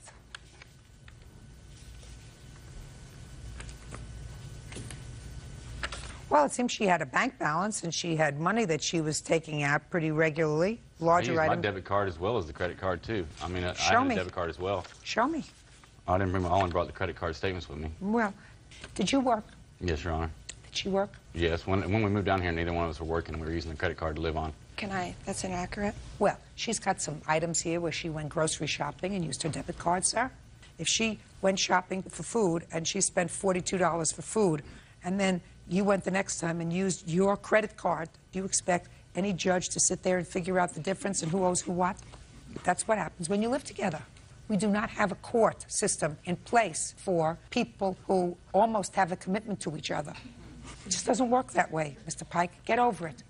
Hope you and Joseph are very happy together. Take your bills and pay them. Goodbye. Parties are excused. You may step out. I wasn't safe. I couldn't stay. She's melodramatic, and she likes to just be dramatic about things, and it's a bunch of BS. Substance abuse issues, mental abuse, emotional abuse, you name it. It was horrible. I'm so glad that I don't live there anymore. She didn't make payments and basically was going to dodge out. It was really scary. 23-year-old medical assistant Lisa Espinoza is suing her ex-boyfriend, 29-year-old mechanic Juan Ruiz, for unpaid credit card bills, the return of personal belongings, and emotional distress. Quiet in the courtroom, please. Yeah, this is case number 151 on the calendar in the matter of Espinoza versus Ruiz. Parties have been sworn in, Judge. You may be seated. Folks, have seats, please. Miss Espinoza, according to what I read, you and the defendant were in a long-term relationship, and you have a child together. How old is your child? She's going to be 6 on Sunday. And you lived together for a period of time? Yeah. You claim that he owes you his portion of a credit card bill. Mm-hmm. He has some of your personal property from when the two of you separated, and that was almost a year ago. Yeah. You also won a whole bunch of money for emotional distress. Mm-hmm. It was a year ago, September, that you separated. Is that right? It was a while, like in December. December 2001. You separated in December of 2001. I tried to hold on, and I did things for her. You separated in December of 2001. When was this credit card bill amassed? I got it back in '99 when we were together, and I didn't use it for a while, maybe almost a year, and then we were short of money because... Miss Espinoza, let me cut to the chase, madam. Were all of the bills on the credit card amassed by December of 2001? Yes. We are now in 2003. So what I want you to tell me is, where have you been for 2 years? I've been asking him to help me pay it, and he's been agreeing to help me pay it also. But he hasn't for 2 years, is that right? That's right. Now, tell me about the property that you left behind, Miss Espinoza. When I was going to leave him, he did not want me to leave, so he held me down on the bed and told me I was never going to leave him and that it was never going to happen. I then told him I had to convince him to let me leave. He then tried to tell me that I could leave, but without my daughter. If I took my stuff, I couldn't take my daughter. So I decided to try to convince him that I was going to come back, but I just needed some space. I needed some time to get everything that I wanted to do in my life together, because I wasn't... Good. All right, now I'm getting into this sounds like a soap opera, and I'm not interested in a soap opera. What property did you leave behind? I had shoes I hadn't even worn. I had all my clothes there. I had all my my schooling papers. I had a lot of pictures of me and my family, of my daughter that I had. So you're talking about shoes and pictures and papers? And I also had a lot of stuff, sentimental value stuff that my mom had given to me because she's passed on. Ms. Espinoza, what do you want back after 2 years, madam? Well, I know he doesn't have none of my stuff. So if he doesn't have any of your stuff, what do you want me to do? I just want something in return for it because I feel that all this stuff to me was taken away from me. And you should... Was taken away. Try taken away. Then you should have pursued this case in 2001. I know. I don't know what you wait for 2 years for and then say, well, I can't get my papers back and I can't get my pictures back, but I want him to financially compensate me. Because I was trying to be a nice person and... Then why are you bothering the courts now? Because he has not been nice to me at all, and I feel like... He hasn't been nice to you because that's what happens when people separate. Sometimes they're not nice to each other. Now, I'm giving you 30 seconds about your emotional distress. You got 30 seconds. Tell me about your emotional distress. When I first met him, I was 16. He was 22. We met each other, and we got together, and I got pregnant, like, almost immediately. When I first And whose fault was that? It was both of our faults. Good. So, yeah. Let's go. And when I told him that I was pregnant, he told me no, he didn't care, he didn't want nothing to do with me. And is that the emotional distress you're talking about? Well, get to the emotional distress you're talking about, Miss Espinoza. For 6 years, he put me through everything. I was not allowed to have friends. I wasn't allowed to get a job.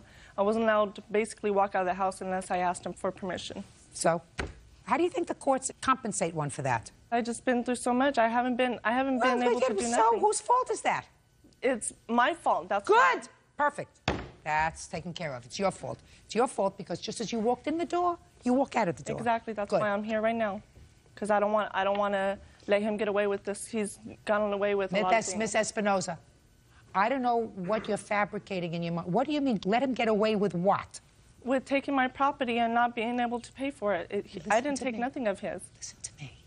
If in December of 2001, you went into small claims court or you went to the police and said, I have to get back into my apartment because I have my clothes and my shoes there and my pictures, they would have taken you. You would have gotten your shoes, you would have gotten your pictures, you would have gotten your papers, finished. You cannot wait 2 years and say to somebody, now after 2 years, I want to be compensated because I know you don't have my pictures and papers anymore, but because I didn't pursue my rights immediately, now you have to pay the consequences. Do you understand? There comes a time when you have to take responsibility for yourself. Yes, I understand that. Good. Now, Mr. Ruiz says that he left you an engagement ring. Is that true? No. I lost it when we were together. That's what she says. I don't believe nothing what she told me in the past. He was with me when I lost it. Well, tell me where you lost it. He was taking me to work. I had it on my lap while I was putting lotion on. When I got out of the car, I forgot that I had it on my lap. When was it? It was after we separated, maybe like 5 months after we separated. So you lost it after you separated? Yes. Why didn't you give it back to him when you separated? He proposed to me after I left him, and I told him I didn't want it. I told him to keep it until I said yes. He told me no, to keep it even if I said no. Is that right? No, that's not true, Your Honor. That doesn't sound right to me. Did you ask for it back? the thing is, she just led me on. We're going to be together, and that's it. She just used me, pretty much. You know, if she didn't really want it. So the answer is you did not ask for it back. Yeah, I told her after we split up, yes, I want it back. When did you tell her you wanted it I back? probably told her this, probably like in November. I want whatever. November of what? 2002. So a year later. Like I said, she spent time. She stayed with me here and there, but it was just being. So in November you said you wanted the ring back. Yeah. She said she lost it. You know, like I said, I don't believe nothing. She said she lost it. Yeah, that's what she said. I don't know what she did with it. Can I see the credit card bill that you had from December 2001? Mr. Ruiz says that the reason you are pursuing this now is because you recently lost a custody case involving your daughter. Is that true? Judge Judy continues in a moment. Stop being a victim. Be a grown-up. You have a 6-year-old child. Your Honor, every time we go to court, she doesn't have her story straight. I have her story straight. And later today. Did anything happen before the engine seized? The oil light came on, possibly. I didn't see it. I wasn't driving. Colleen, let's not play games with each other so that way you won't be embarrassed. Real cases, real people. Judge Judy. Lisa Espinoza says ex-boyfriend Juan Ruiz owes for credit card bills, the return of property, and emotional distress. Juan says Lisa still has the engagement ring. Listen to me, Miss Espinoza. I want you to tell me about the custody case. And this past year, I filed for child custody and for child support because he wasn't helping me financially. I was working 65 hours a week Just a to take care second. of my Where daughter. was the baby staying? With me the whole time. All the time? Yes. Not spending time with her father? She would once in a while when we would go see him. Only when we were together, but he didn't have her by herself. Then you had a hearing before a judge? Yes. What was the outcome of the hearing before the family court judge? The judge told me that I worked too much, that because... Can I see a copy of the order? Do you have a copy of the I custody just order? had the mediation, what Can I was see it? agreed on. What you agreed on? It was originally ordered I had my daughter 60-40, 4 days and her 3 days. But So- she was crying and everything, and, you know, I want to do this for my daughter, so I agreed to give her 50% of time in mediation. Let me see. Was the original order 60-40? That he had the child 4 days a week and you had the child 3 days a week? Because of my... I don't care what it was before. I'm asking you. I can't go into what it was because of. What I'm asking you is, was that the original order? Yes, it was. So he had the child 60%, you had 40%, and then you went to mediation that was Yes. just resolved.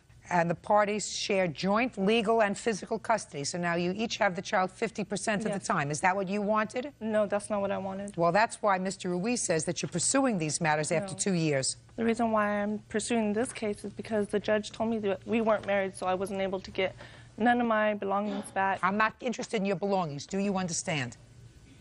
And don't tell me that you couldn't have gotten any of your belongings out. You could have gotten your belongings out with a police officer. If the shoes didn't fit him, the police would have given you your shoes back. Do you understand?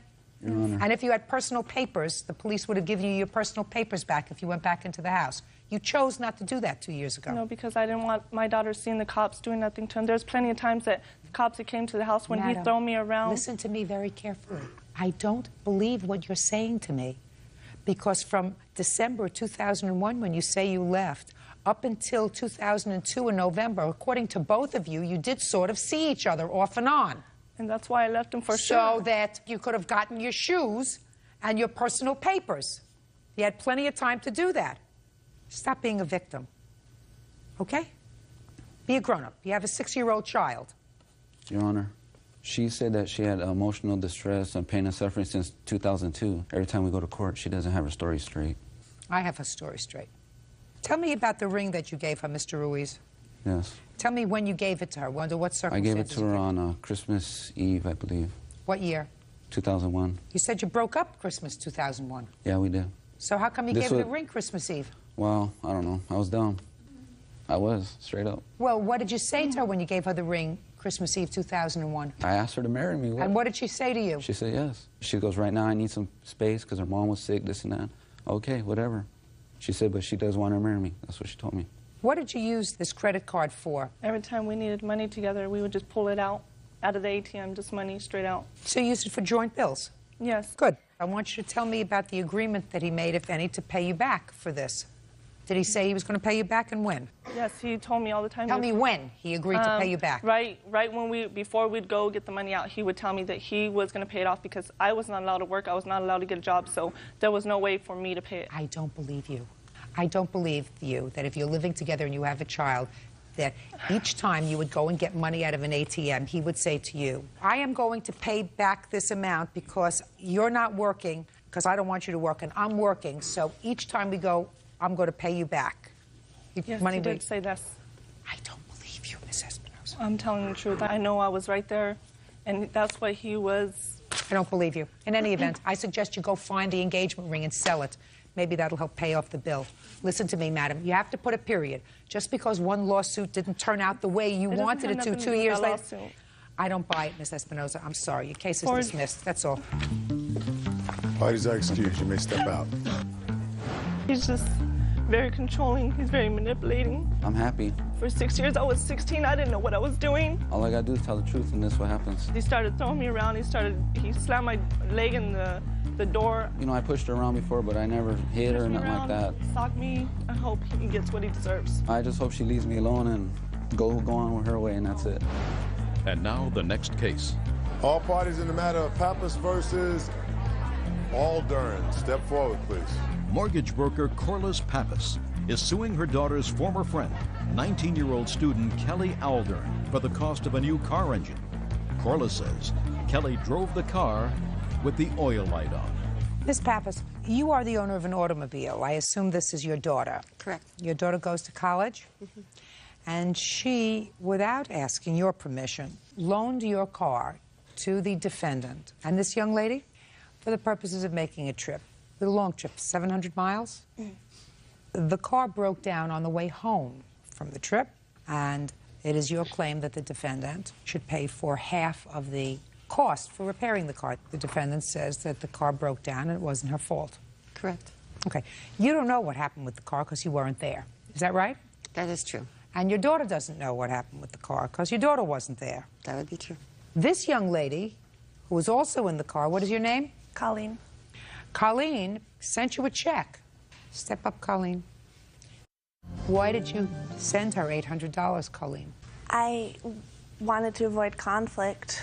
Why don't you tell me where you were going when you borrowed the car? We were going to Iowa. From where? From Greeley, Colorado. How many miles is that trip? 700. Each way? Yes. And the car made it there without a problem? Yes. What happened on the way back? The engine seized. Did anything happen before the engine seized? Look at me. The oil light came on possibly a little bit before, but I didn't see it. I wasn't driving. Colleen, let's not play games with each other so that way you won't be embarrassed. Mm-hmm. When did you find out that the oil light went on? Right before the engine broke down, the car broke down. And who told you the oil light went on? Kelly was in the middle of telling me. What did she say to you? Basically, the oil light's on, and the car broke down right then. How long had the oil light been on, Kelly? It had been on for about a second or two, right before the engine seized. Had you ever had any problems with leaking oil in the car before? No, ma'am. Step up. Tell me your name. Annie Pappas. Annie, when you had the car, did you have to put oil in the car frequently?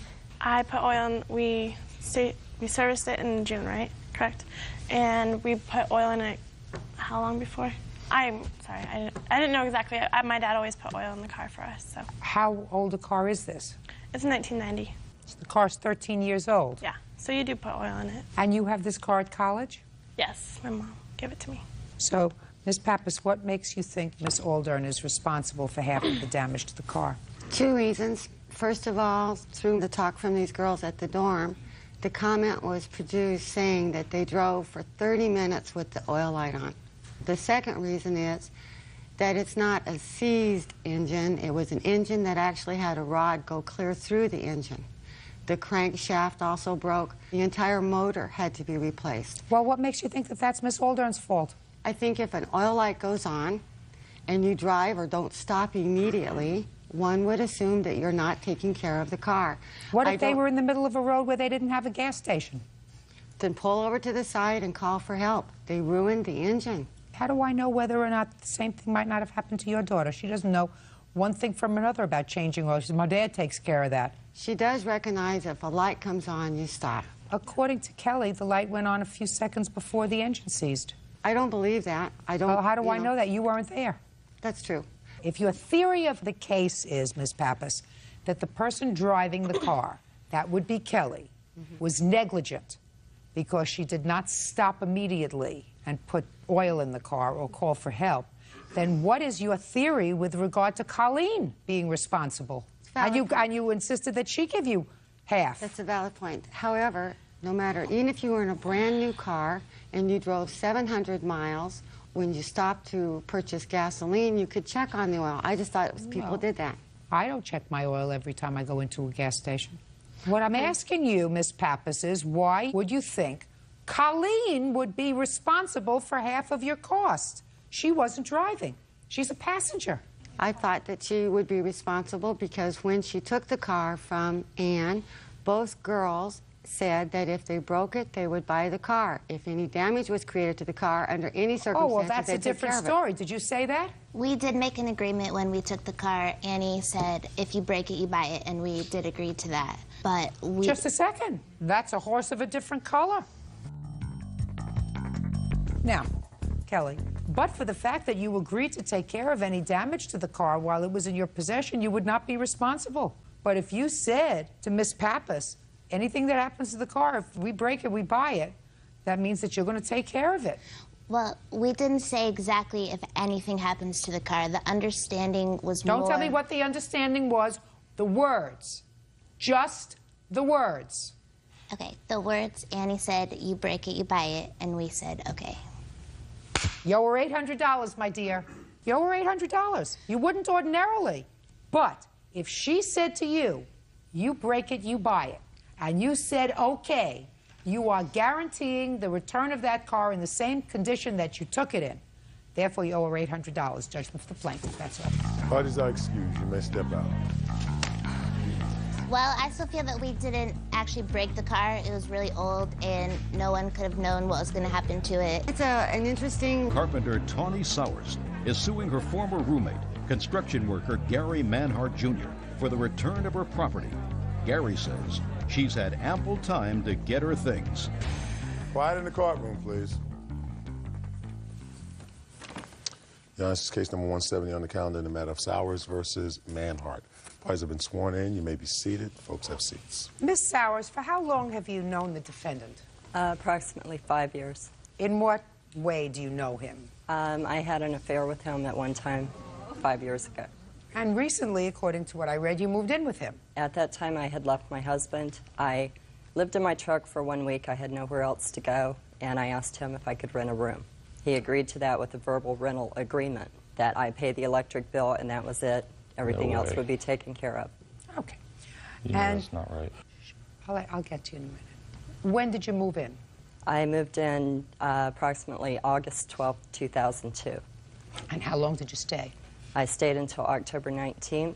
At that time, I told him I was moving out, that the atmosphere at his house, I had to find myself. I was very confused at that time. Leaving my husband, being there, the alcohol that was involved was a little too much. Whose, his or yours? It was both at the time, and I wanted to get away from that. Okay. According to your complaint, you moved out and he did not let you get your stuff. No. The defendant says that he got tired of storing your property, kept it for a while. Put your hands down, sir. Got tired of storing it and ultimately got rid of it. How large an apartment or a house do you have? I have a 3-bedroom house. Was she renting a room? There was no verbal agreement as far as one electric bill versus this, that, and the other. It was... Well, what was the agreement? Was there any... The agreement was just she was going to help pay this, that, and the other. There was really nothing discussed on it. So there was nothing... She didn't even have a job when she first moved in. So there was no formal agreement with regard to rent? No. Did she ever come back after the 19th or the 20th to get back some of her clothing? Yes, roughly about 3 months later, a little after 3 months. But not before that? No, I begged, pleaded, groveled, did everything that I offered to get a trailer to get your stuff out of there. I never did. Just a second, don't speak to each other. Look, listen to me. Mr. Manhart, look at me. If you want to talk to her, you do that outside. You want to be in court, you talk to me. She left on October 19th. Yes. Where did you go? I rented... Look at me. I rented a room in a beach condo. With somebody else or alone? With someone else. With whom? It was with Henry. And how long did you live with Henry? Still am today, still sharing rent. When you left on October 19th, did you take your clothes? I took one bag, and I told him that I was making arrangements to get my stuff, to let me know what was, you know, a good time for him to move the stuff. And he said that he was busy this weekend, and next weekend he wasn't going to be in town, and, you know, it was on and on. Well, we're talking about October. What about November? How many times did you contact him in November? November, approximately 3 times. And you told phone him, calls and stopping by. And you told him you wanted to get your things? Yes. And he said you can't get your things? He never had a convenient time. Well, when you stopped by, was he at home? Yes, he was. And he said you can't come in and get your things? He would step outside the front door and say, "Can I help you?" and go like this and stand there and smile at me. Now, in November, when you couldn't get all of your property, when for the first time did you go to small claims court to sue him for your property in November? I went to small claims court in May. I want you to answer my question. Okay. When in November did you go to small claims court? I didn't. At that time, I did not have money. When in December did you go to small claims court? I didn't. It's more than a small filing January, fee. February, March, April, October, November, December, January, February, March, April. During that time, Your Honor, I had my mother pass away the end of October. That was an airline ticket I had to buy at the last minute. It was a trip. It was unexpected. I talked to him from Ohio. He gave me his condolences. And then he said that I owed him storage money. That's not true. Doesn't make any difference to me. What I want to know is, what took you from October of 2002 till May of 2003 to decide you needed this property? Property that you evidently got along without. No, it October, closed November, my December, business. January, February, March, April, May, for 8 months. I did have a business, Your Honor. Shh. What do you mean you had a business? He has possession of an embroidery machine that cost me $15,000. Then, madam, what I would have done is lickety-split in November. If he had a piece of property that you had that was worth $15,000, I would absolutely have forfeited a lot of other stuff and even asked old Henry, with whom you are now living, do me a favor, I need $30 to go and file a small claims court case. I finally got enough money together. How much did it cost you? It cost me $198.50. And during that time, I've been paying on a machine that I didn't have possession of. You know, I'm unmoved. You do have a sewing machine that belongs to that you say... Yes, it is damaged. And how did it get damaged? My ceiling caved in. I have an addition that's off the back of my house. The roof started leaking. I have a 4x8 sheet of drywall. It fell. Matter of fact, it tore up my bed. But you have it? Yes. Okay, and you have no problem returning I have it? no problem whatsoever. Okay. Do you have any other of her property? No, ma'am. What did you do with all the rest of her property? I put it to the curb. After 3 months, I got tired of it. What? I got tired of tripping around it going into my bedroom. I got tired of tripping on it going through the kitchen. I got tired of just even looking at it. Now, and Mr. dealing with it. Manhart, you say that you asked her to come and get her stuff. When Yes, did you numerous ask her to times. come and get her stuff? Numerous times. I'd ask, will you come and get it on Friday? No. Friday go to Sunday. Sunday go to Wednesday. And Look at me. We did this for ages. I even contacted Who is this her husband. person? That's my father. Step up. Were you ever involved, Mr. Manhart, in any... Yes, ma'am. I was over at his house a couple of times when he talked with her, and I offered to unload it right there and take it to wherever she wanted. She didn't have time to do it. This happened twice.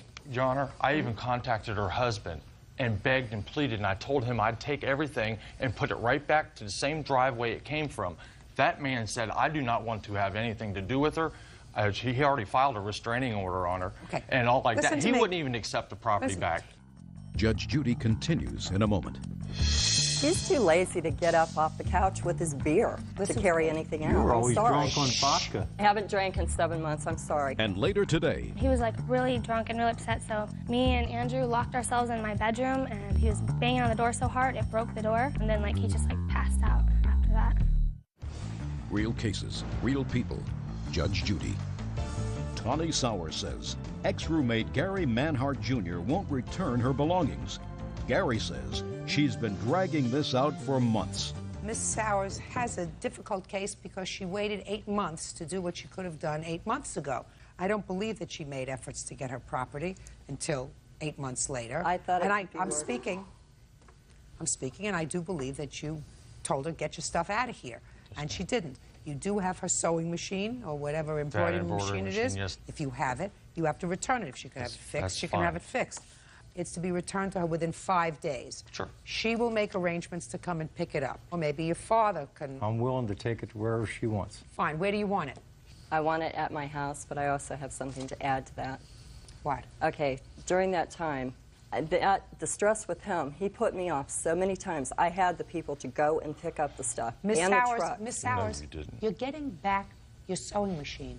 Period. He End of has discussion. sentimental items what? there. He got rid of everything. He doesn't have everything. He said he put He's it all too around lazy the to car. get up off the couch with his beer Listen to to carry me. anything You out. were I'm always sorry. drunk on vodka. Listen to me very carefully. And I haven't drank in 7 months. I'm sorry. Listen to me. You waited, madam, too long. Starting over is very hard. He had Miss everything. Sowers, the courts do not get involved with how hard it is to start over. I don't believe that he has a responsibility. I had to buy the clothing. I don't believe that he has the had. responsibility, madam, of storing your property for a week, 2 weeks, 3 weeks, 4 weeks, 4 weeks. I'm telling you, he doesn't have that responsibility. You had the ability, when you left his house, to take clothes, to take a carton. He wasn't there when you left, so you had the ability to take whatever you wanted to take, and if you left the rest of the stuff and made no efforts through the courts to get it, I find you abandoned it. It's as simple as that. 5 days from today, you get your sewing machine back. All other parts of your claim are dismissed. Thank you. That's all. Thank you. Thank you. Please excuse you may step out. He wanted a mother, someone to take care of him, someone to pay the bills. There's a lot of untruths, so it doesn't really matter. I don't drink anymore. My eyes are wide open, and I will be back. I'm glad I don't ever have to see her again in my life. I'm going forward. And now the next case. All parties in the matter of Marks versus Copeland. Step forward. 18-year-old student Zana Marks is suing her ex-boyfriend, 20-year-old pizza deliverer Michael Copeland, for an unpaid loan, the return of her PlayStation, and stabbing her furniture. Michael says he was too drunk to remember. Miss Marks, you and the defendant lived together for a period of time. Your complaint is threefold. First, you say that he took some property when he moved out, and you want half the value of that property because the property belonged to both of you. Second, you claim that he later came back and in a drunken rage at some point caused all kinds of damage to your home and to your property. And third, that he owes you for a loan that you made to him approximately a year ago in the amount of $750. Mr. Copeland says that the only property he took when he moved out was property that belonged to him, that he was too drunk to remember doing any damage to your apartment the day he came back, but that it is so out of character for him to have done any damage that he's sure he didn't do it. Correct? Yes. And third, that the $750 that you claim was a loan was actually a gift because he bought a stereo with that, and there was never any discussion of the repayment of that money. That's true. Far, is that right? Yeah. Did I get it right? Yes. Good. Tell me when you moved in together, Miss Marks, and when Mr. Copeland left. We moved in 3 years ago together. Probably, actually two and a half. 2, 3. Give me a month and a year, please. December of 01. And when did Mr. Copeland move out? May of 03. Were you working from December of 2001 until May of 2003? No. And what about Mr. Copeland? Yeah, he worked at a liquor store and then pizza delivery. How are you supporting yourself? My mom supports me. I go to school, and I was in high school. I just turned 18, and now I go to Citrus. So you were living with Mr. Copeland when you were a minor? Yeah, he lived with me and my mom for 6 months, 7 months, and then my mom moved out, and it was just me and him, and then I got a roommate, which is Andrew, who's over there. Did you have any sort of relationship with him? Yeah, he was my boyfriend. Let me try to put this together. You were living in this apartment with your mother. Mm-hmm. Mr. Copeland moved in. Mm-hmm. Why? Because he got kicked out of his parents' house. Was he your boyfriend at the time? Yes. So your mother took him in? Yeah. And how old are you now? I'm 20. So you were 18, you moved in with us, she was 16. Yes. And how old were you when your mother moved out? 18. Where did she go? She moved in with her boyfriend in Phillips Ranch. leaving you and Mr. Copeland. Yes. And who paid the rent in this place? I paid half and he paid the other half. Is that right? Yeah, I paid my half. What was the rent? The rent was originally $800, and then we got a roommate and moved to $900, so we all paid $300. How large a place is this? 3 bedrooms, 2 baths. Now, you had an argument, it didn't work out, whatever. You were moving out. Yeah. And what items did you take with you when you left? Took my clothes, my PlayStation, my games. Now, what is it that you claim Miss Marks belongs to you? The PlayStation took was half mine. And how was it half yours? Because we went halves on it, like we bought it together. Is that right? No. It was my money because I was the only one that had a job at the time, and I paid for it with my money. No, I had money because my grandma gives me money and my mom gives me money. Did you pay for this in check? No, I paid for it in cash. How am I supposed to tell who paid for it? I don't know, but other than that, I don't know either. Real cases, real people. Judge Judy. Zana Marks says ex-boyfriend Michael Copeland owes for a loan, the return of her belongings, and property damage. Now let's get to the $750 that you claim was a loan. Tell me about it. In about August, end of July, beginning of August. Of what year? 2002.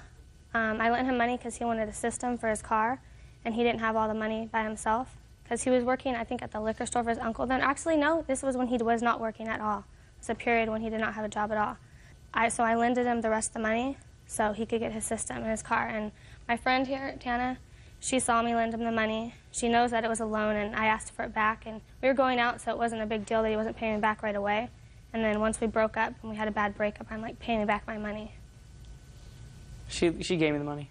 How much money did she give you? She gave me $750 to help me for my stereo system in my truck. Why did somebody who was unemployed need a $750 stereo system? I don't know. Well, think of a reason. I really wanted it. You mean there was nothing else that you wanted that was more important than a stereo system in your car when you're unemployed? How about wanting a job? I had a job coming in a couple weeks. And you couldn't wait? No, Your Honor. Does that make you sound pretty stupid? Yes. So pay her back her money. Do you understand? She's going to school. She's getting money from her mother, who left her in your custody because you're 2 years older, to go live with a boyfriend. So her grandmother gives her money, her mother gives her money, and she's going, did you graduate from high school? Yes. Perfect. So you got a lot of nerve taking the money from her anyway. If you want to be a fool with your own money, that's your problem. Don't be a fool with her money. Now, you want to tell me about this damaged property? Okay, like a few days after we broke up, he came over, he was upset because there was some misconceptions that I cheated on him when we were going out, and this is the reason he broke up with me. And so he was mad about that, that's going to upset someone, of course. And so he came back over and he was had been drinking a lot that night, and he was really upset, and he just he broke the table. Which he table? carved into it, the kitchen dining room table. And he was really drunk and really upset, so me and Andrew locked ourselves in my bedroom, and he came to break down the door, and so he was banging on the door so hard it broke the door. And so I opened the door, and then he just passed out after that. Did you have the kitchen table fixed? No, I did not. He got me a replacement table that was some $15 what did you call it, particle board? Particle board table, and my other one was a pine table, which was really nice. Did you get her a particle board table? It was not a particle board table. Did you get her a replacement yes, table? Yes, I got a replacement table. Well, why would you get her a replacement table if you don't remember breaking her original table? Because I remember carving into it, because I had carved into it probably about 2 months before. Carved into it with what? With a knife. Why would you do that? I don't know. What did you carve into it? Just dots. What? Just stuff. What do you mean stuff? I didn't really carve anything into it. I just cut it up and stuff. You mean you're sitting there just whittling on a kitchen table? Shh. You don't look like you're an unintelligent person, but you sound like an unintelligent person. That's being deceptive. If you're going to be unintelligent, you should look unintelligent. Now, what about the door? The door, when he was hitting on it, I know it broke, so did you have it fixed? No, I did not yet. Do you have an estimate to fix it? Yeah. Let me see the estimate to fix the door. I'll take a look at all of her pictures, Bird. Okay. Well, there's the picture of the broken door. And these two are the estimates of the door.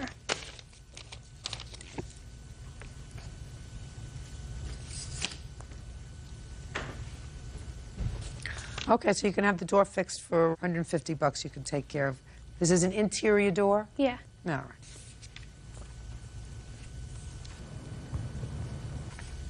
Are these the scratch marks you made on the top of the table with a knife?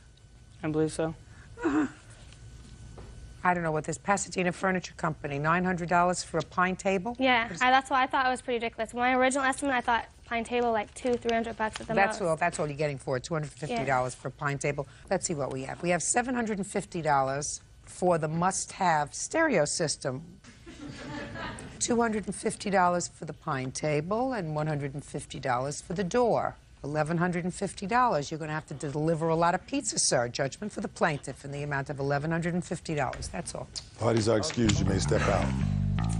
I didn't do what she said I did, and I don't know her $750. He borrowed money from her, and then he tried to lie about it. Cheating on me with my 2 best friends. I think his best friends didn't like me because I took him away from them. She denied it, but my 2 best friends admitted it, and me and them are working some stuff out right now. I think they made it up. Don't trust someone too much. Don't get into relationships too fast, and especially when you're young. 21-year-old press operator Bobby Leal is suing his ex-girlfriend, 19-year-old stay-at-home mother Catherine Ellis, for the cost of a prom dress and a Raiders jersey.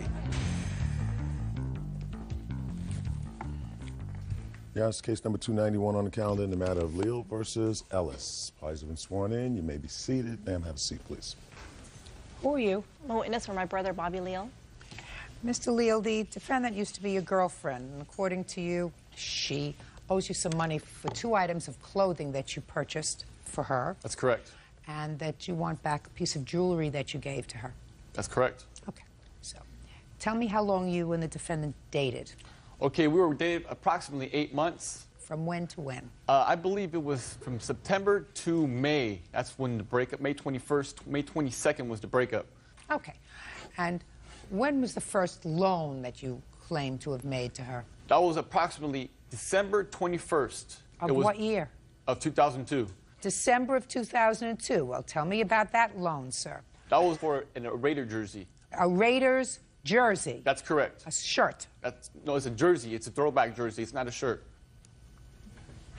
To cover the upper part of your body. That's correct. Now, I had purchased Oakland Raider tickets to go to the Oakland Coliseum and watch the Raiders play Kansas City Chiefs. Now, she wanted to go to the game. I had purchased 4 tickets, one for me, one for my brother, one for my sister. So I told her, okay, I have an extra ticket. You know, you willing to go? She said, yeah.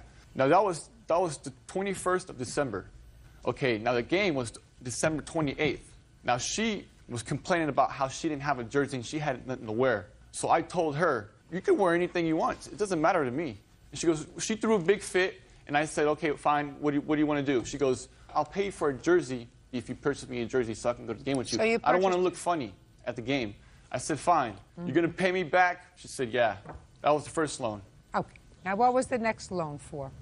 The next loan was basically March 27th. I loaned her a dress that she's supposed to pay me back for. Well, tell me about the dress. It wasn't your dress, was it? No, it wasn't. The dress that I purchased for her was a dress that she needed for a prom that she invited me to. She invited you to her prom? That's correct. And tell me how it came about that you purchased a dress for her. Okay. Her mother would not buy her anything for the prom because of the fact that she was with me, and her mother hated my guts. Why? I have no idea. And you were her boyfriend? That's correct, Your Honor. And you had been her boyfriend since September of 2002? That's correct. And this was March 2003? That's correct. And she wanted to go to the prom. Her mother wouldn't help her out. So what did she say to you? What happened was we had went to the school to pay for the tickets for the prom. Now, the tickets, that was a gift for me to pay for the tickets. I paid for the tickets with my expense. Now, the dress, she told me, okay, you know, my mother won't buy me a dress, and I don't have no money. I'm broke. Would you be able to buy me a dress, and I'll pay you back with my child support money that I get every month?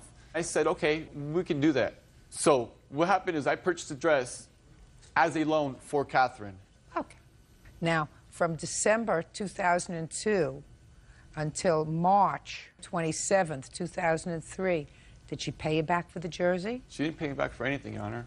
So after you made this loan to her, which she did not fulfill, is that right? You lent her even more money for the dress. Is that right? Yes, but the dress was a loan.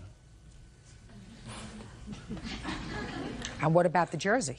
The jersey was also a loan, too. Well, that's what I'm saying to you, sir. After she didn't pay you back for the jersey, didn't pay you back in December, January, February, March. She didn't pay you back, so you lent her more money for the dress. That's correct. Okay. Now, what about this jewelry you want returned? Now, this jewelry was a symbol of our relationship, okay? It was two gold open hearts with a real fine necklace that goes around the neck, Your Honor. That necklace... When did you give it to her, Mr. Leal? I did not give it to her. It was a symbol of our relationship that was for When us. did you give it to her?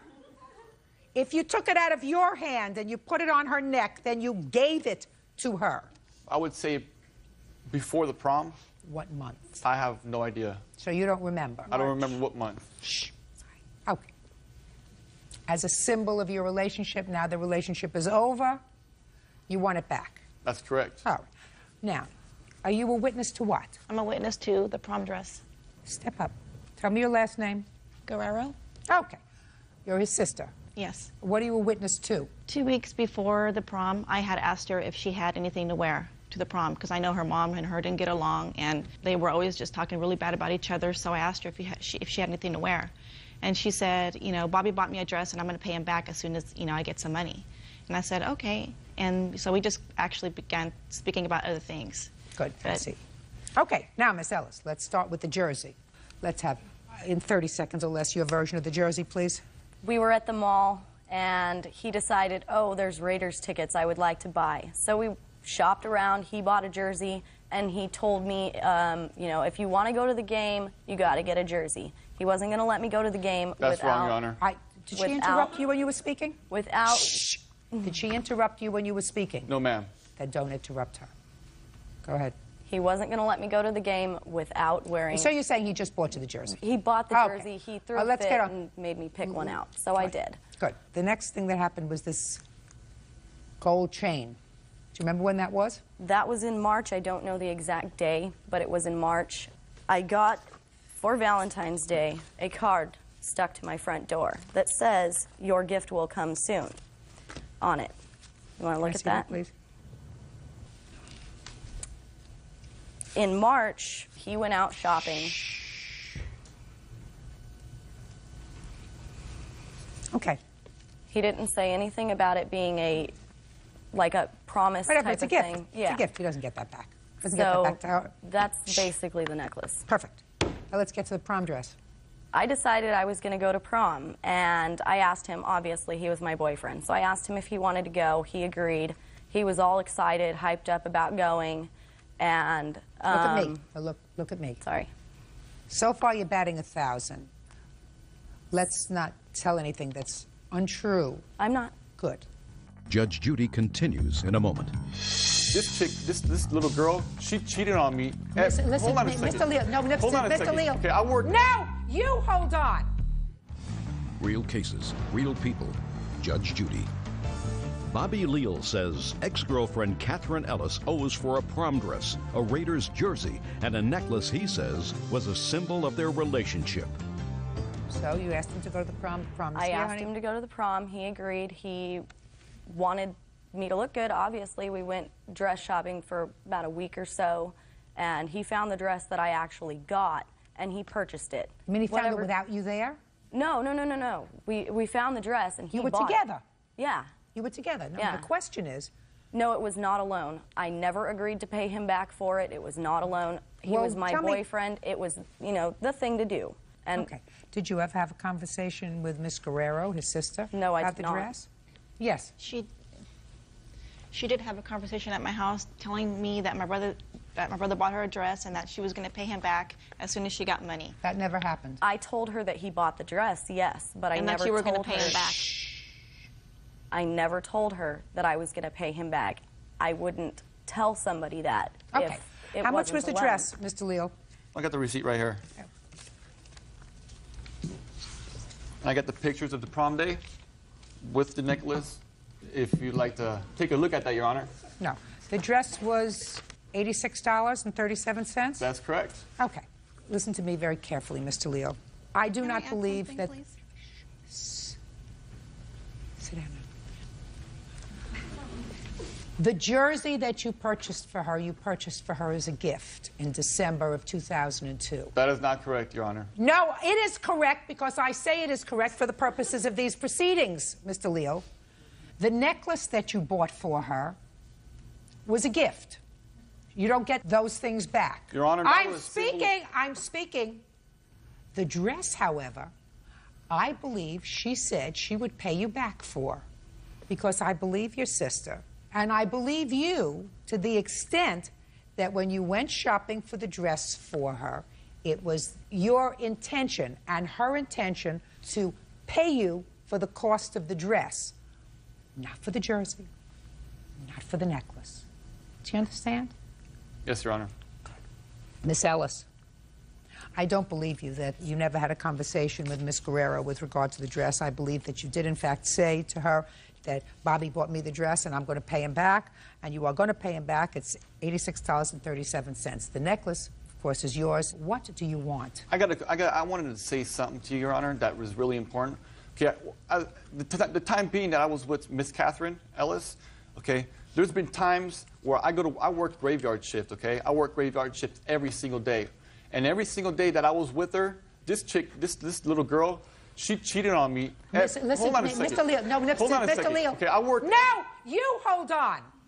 You have to put a period and get over your anger. Right. Listen to me. What about the child? No, you have to put a period, Mr. Leal, and get over your anger. Right. She broke up with you. Right. It's over. No sympathy at all. That's correct. It's over. It's Right. over. This is not a long-term marriage that you had. That's This was a correct. relationship that you have, and relationships end, and sometimes they're better off ending before they become more serious, before you have a baby, before you have bills and things that you've accumulated together, right? I want you to start absorbing what I'm saying to you. You just want to talk. I'm not your psychiatrist.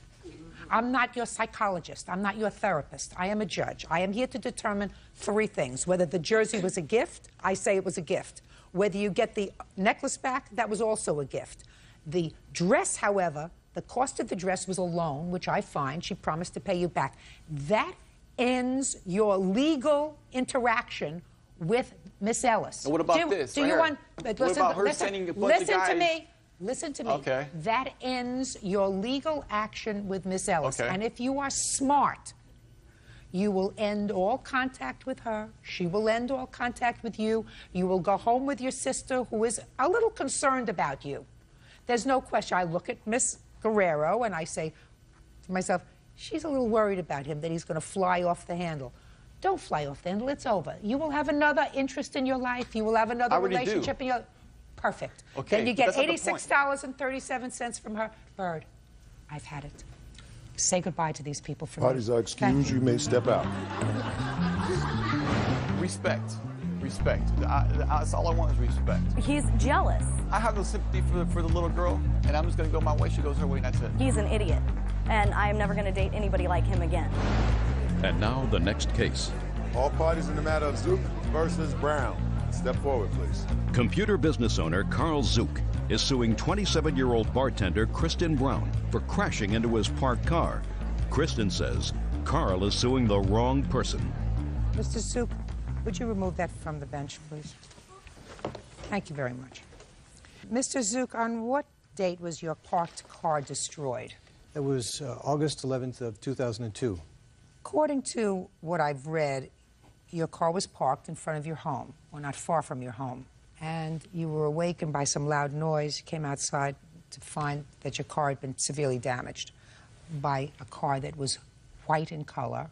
Is that right? Yes, Your Honor. And you saw the car pull away, and then the car came back again, barreling down the street and took off. As it turns out, I find that the car that damaged your car belonged to the defendant. That's correct. The defendant says that her car was stolen by someone. She doesn't know who. It's out of her control, and therefore she is not responsible for the damage to your car. You want her to pay for the damage to your car. That's correct. She says she's not responsible for the damage to your car. She wasn't driving her car when the incident happened. Her car was stolen. Is that what the case is about? I don't know if the defendant claims the car is stolen. The car wasn't in her control. Correct. She didn't have it. Correct. Okay. August 11th, 2002, where were you? I was bartending. What time did you go to work on the 11th? I had to be there at 9 o'clock, 9 p.m. 9 p.m.? Yes. Who is this?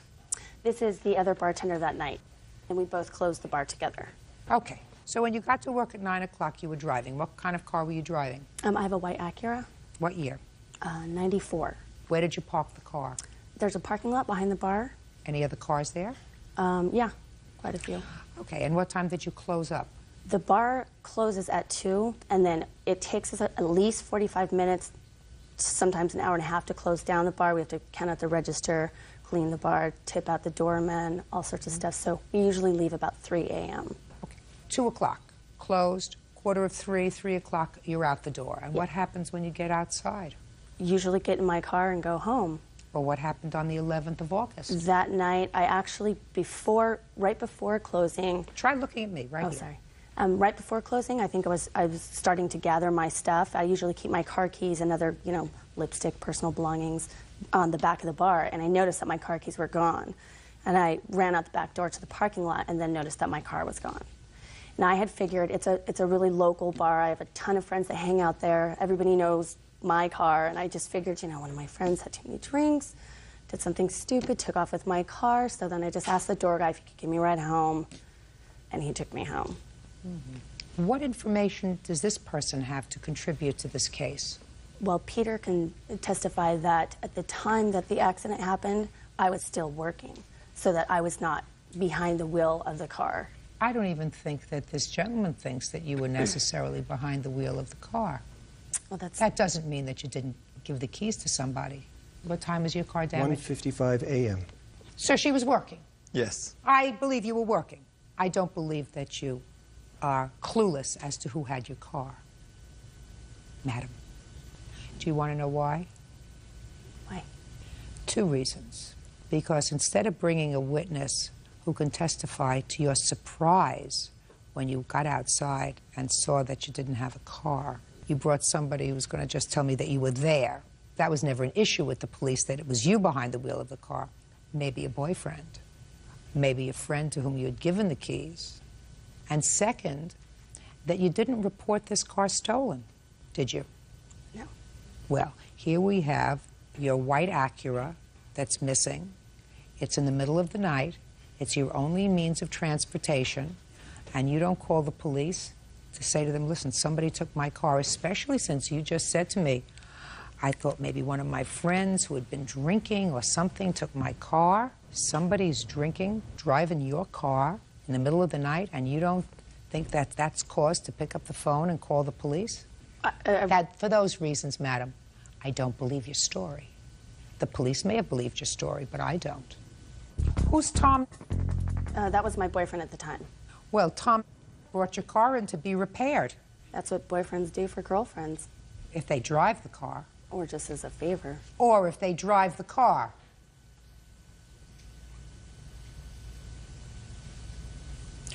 Oh, good. I'm glad to see this police officer also finds that you're full of baloney.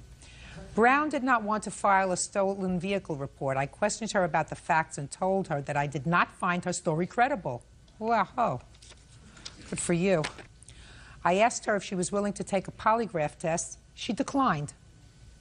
The boyfriend was also offered to take a polygraph test. He also miraculously declined. Ugh. Can I see the bills, please? I had enough. I hate people who don't fess up to their responsibilities. Is he still your boyfriend? No, Your Honor. When did he stop being your boyfriend? Just recently. Did he dump you or did you dump him? It was mutual. That's usually not true.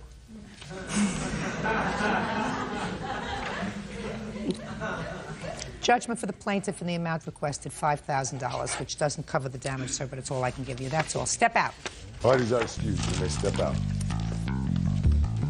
Well, I'm really happy that Judge Judy could see right through this story. Figured if somebody took my car, it was somebody that knew me and knew it was my car. The defendant's story wasn't at all credible. More than likely a friend just being stupid at the moment. No, I don't buy that at all. I hope he gets his car fixed. Waitress Robin Tozan is suing her ex-mother-in-law, teacher Pamela Griffin, for filing false charges with Child Protective Services. Pamela is countersuing, claiming Robin violated the court-ordered visitation of her granddaughter.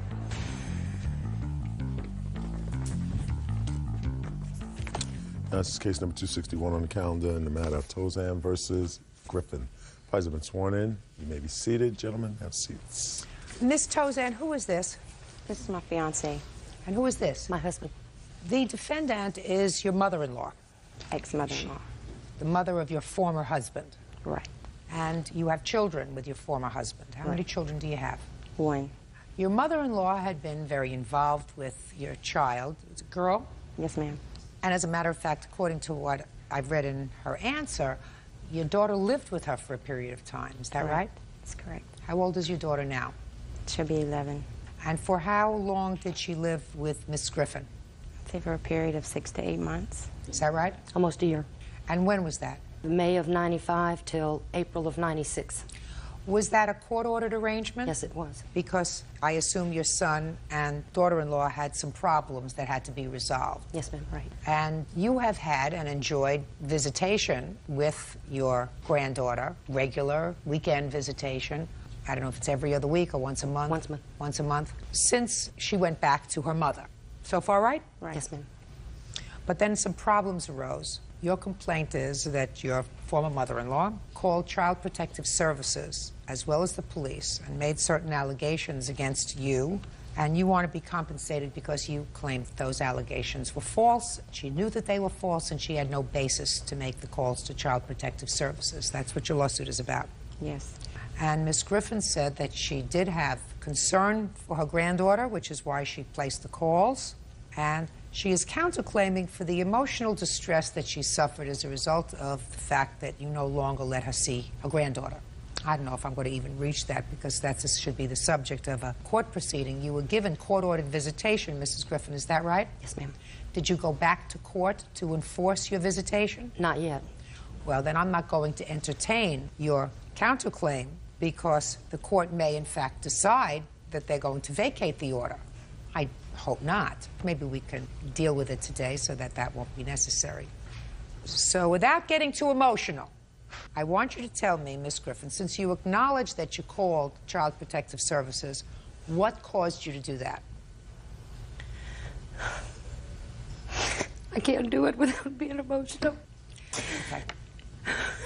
The day on July 11th, Devin, Take a breath for a minute. while she was at our house.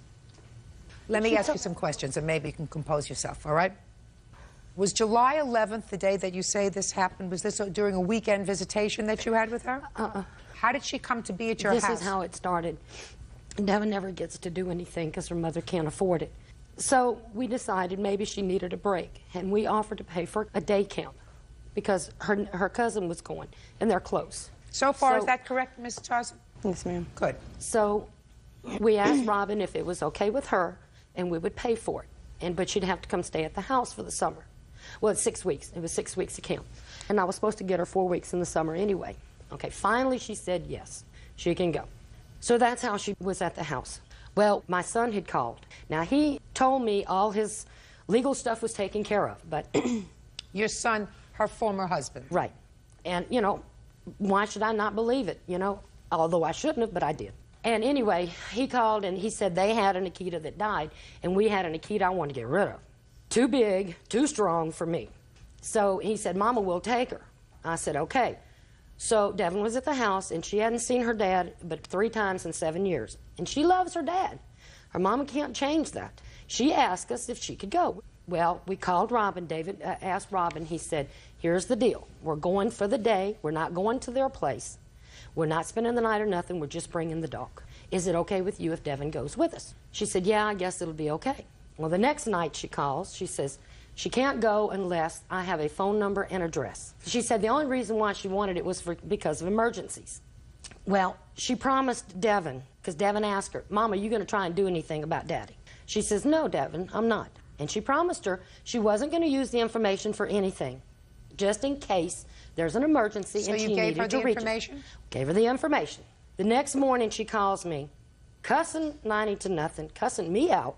Why don't you do some checking into background since you like to check into background so much? I said, what are you talking about? She says, Kirk still got a warrant against him. I said, oh, really? I said, well, I'll check into it. Well, isn't his girlfriend's ex-husband this? I said, no, it's not. That's not her name. Well, come to find out, the phone they had called from, she had Devin give her the name of the person that was on the caller ID. So I said, well, I'll check into it. And she said, well, I'm coming to pick her up at 4 o'clock today when she gets out of camp. I said, okay, fine, whatever. Okay, so she wasn't going to let her go. Right. So Devin, of course, broke down. We went into my room, and we were watching TV, and I was holding her because she was crying so hard. She was so upset. She goes, my mama lied to me again. I said, baby, you have to understand, your mom was worried. I said, you know, because your dad is still got a warrant against him. I said, he lied to us again. And I called him and told him she was not coming. What's the warrant for, Miss Griffin? Theft, oil fields theft. So I said, baby, I said, you're going to have to go. I said, Mama's coming to get you. I don't want to go. And she proceeded to tell us, you know, things like, Mama's been smoking, they've been smoking drugs at the house. And I said, baby, how do you know that? Have you seen it? She goes, Grandma, I know the difference between cigarette smoke, I've been around it all my life, and other smoke. Okay. So I said, okay. I said, baby, you have to go. You have to go home. You have to go okay, home. So I still haven't So heard. she says she came twice and knocked on the door. Well, I didn't hear because we had the fan on, the TV on, and Devin was crying, and I'm holding her, and I didn't hear her knocking. Well, I finally got Devin calmed down, and I walked out, and I heard the door. I opened the door, and she said, where have you been? I said, right here. Okay. So I said, why don't you sit down and let's talk about how Devin's feeling? She said, what do you mean? I said, well, she's upset because she feels like that you lied to her again. Too bad. She'll just have to get over it. She started cussing at me, yelling at me, calling me every name in the book. Devin got scared. Robin says, get your effing out here now. Okay. She opened the door, screamed at her mother, shocked me. True. She said, I'm not going with you. And I went, I mean, she just totally shocked me. And then she goes, Grandma, telephone. And then she ran back in the room and slammed the door. I'm lost. I don't know what's going on. She takes off out the door to go call the police. I'm going to get the police to get my daughter. She didn't have to do that. Devin called the police before she left out the door because of Robin cussing and screaming and hollering at me. So the police called. I said, this is Mrs. Griffin. He goes, well, we got a call from there. And I said, well, my ex-daughter-in-law just left to go call you. I said, but... So I said, Devin, did you call the police? She said, yes, I did, Grandma. I said, oh, God. Judge Judy continues in a moment. Well, stability is the most important thing in a child. Is this your first fiance since your divorce? Yes. She's been married since my son. Oh. She's got 4 kids, 2 illegitimate, all 4 different just fathers. a second. And later today, You're entitled to wake up one morning, Mr. Fisher, and say, I think I've made a mistake. I don't think Beth and I are right for each other. What you're not entitled to do is to be a sleazebag. real cases, real people. Judge Judy. Robin Tozen says her ex-mother-in-law, Pamela Griffin, falsely accused her of neglecting her daughter. When and why did you call Child Protective Services, Ms. Griffin? Okay, because when she left, her mama sent her back in to get everything that she had at my house because she was never coming back again. Okay. She came in and she was crying and she said, Grandma, I have to get everything that I have here because Mama said I'm not coming back again. Okay. And then she looked at me and she goes, you know what's going to happen to me when I get home, don't you? And then she grabbed me and started hugging me. That's why you called Child That's why I called Child. No. Okay. First of all, I didn't call the police that night. I was so distraught, my husband called. Well, CPS in St. Martin Parish is not open 24-hour, and they weren't. This was a Friday night. So my husband said, I'm going to call because of what Devin said. Fine. Got it. Now, Ms. Towson, I have just a couple of questions for you. Okay. I take everything that Ms. Griffin says with a grain of salt. Generally, that's what happened. Generally, her son, who is clearly a deadbeat father who has not enjoyed a consistent relationship with his child because he's in and out of trouble and he can't get his act straight. He's probably got a terrible lifestyle. despite all of that, he's the one you chose to father this child, and if the child has an attachment to him, because every child likes to have a father, that's your fault. You picked him. Right. However, I want to know whether at some point you sent the child back into the house to get all of her things because you said to her, you're not going back to Grandma's. No, that's not what I said. What did you say? She only came out with like a plastic bag and a small duffel bag. And upon her staying with her grandmother, I went and bought her several new outfits. That's what I sent her back in there for. Now, she was still going to camp on July 11th, is that right? Yes, ma'am. Did she continue to go to camp after she came home? No, she did not. Why not? That was her choice, because we started adding on to where we live. Well, if she would have stayed with her grandmother, she would have continued to go to camp. That was your arrangement. Right. So you chose not to send her back to her grandmother. She chose not to go back to her I'm not sure that that's true. Who are you? I'm Kerry Como, a witness. A witness to what? I just want to say that Devin was supposed to spend the weekends with us. She was only supposed to go for the week to camp, and on the weekends Let me come explain home. something to you. You are a stranger to this. This has nothing to do with you. She is the only constant that this child has known since she's born. Not her father, and for a period of time, not even her mother. The only one who has been there all the time is her grandmother. We understand each other? Mm-hmm. Yes? Good. That would be a fair statement, wouldn't it? Mm-hmm. Ms. Griffin, you're in a difficult position. You were a parent for a short period of time to this child, but you're no longer a parent, you're her grandmother. And you probably feel as if you can do a better job. I didn't say that. Listen to me. You probably think you could do a better job, and it's very possible you could do a better job. Well, she'd have more stability. Right. Well, stability is the most important thing in a child.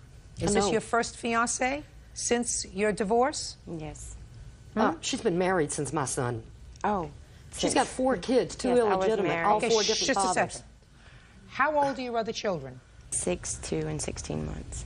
And how many people fathered those 3 children? 3. 3 different people? Mm-hmm. Then, absolutely right, Miss Griffin. Your granddaughter would have more stability if she lived with you. Unfortunately, children don't get the opportunity of picking their parents. Do you think you're a good mother? Yes, ma'am, I do. Well, I'm going to tell you what a good mother does. A good mother does what she thinks is best for her children. Not best for you, but best for her children. And your 11-year-old daughter needs to spend time with her grandmother. It's very wrong of you and very selfish of you not to allow and encourage your granddaughter to continue to see her grandma. It's wrong. And you've made a lot of mistakes in your life. I mean, I can tell that from your history. I agree.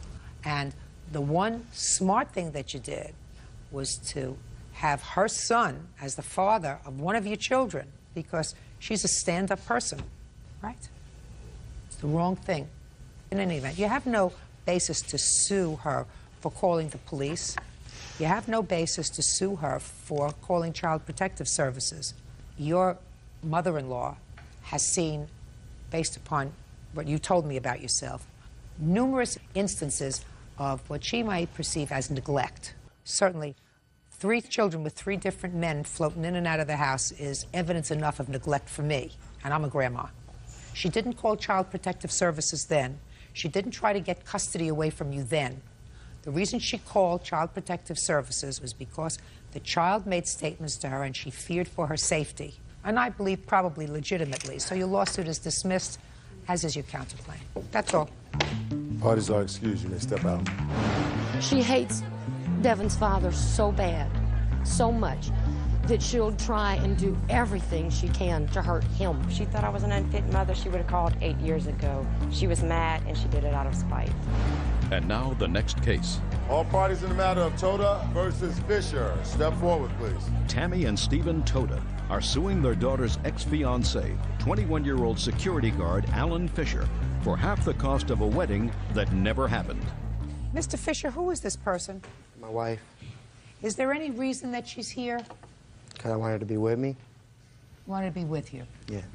Mr. and Mrs. Toda, this is your daughter, I assume. Your daughter and the defendant were engaged to be married. And according to your complaint, you secured a place and invited 200 guests. And the defendant came to you just shortly before the wedding and said he didn't want to get married. Right. You're not looking for that money from Mr. Fisher. You're just looking for certain expenses, a couple of $100, really because you're angry. Yes. When was the wedding supposed to take place? June 21st.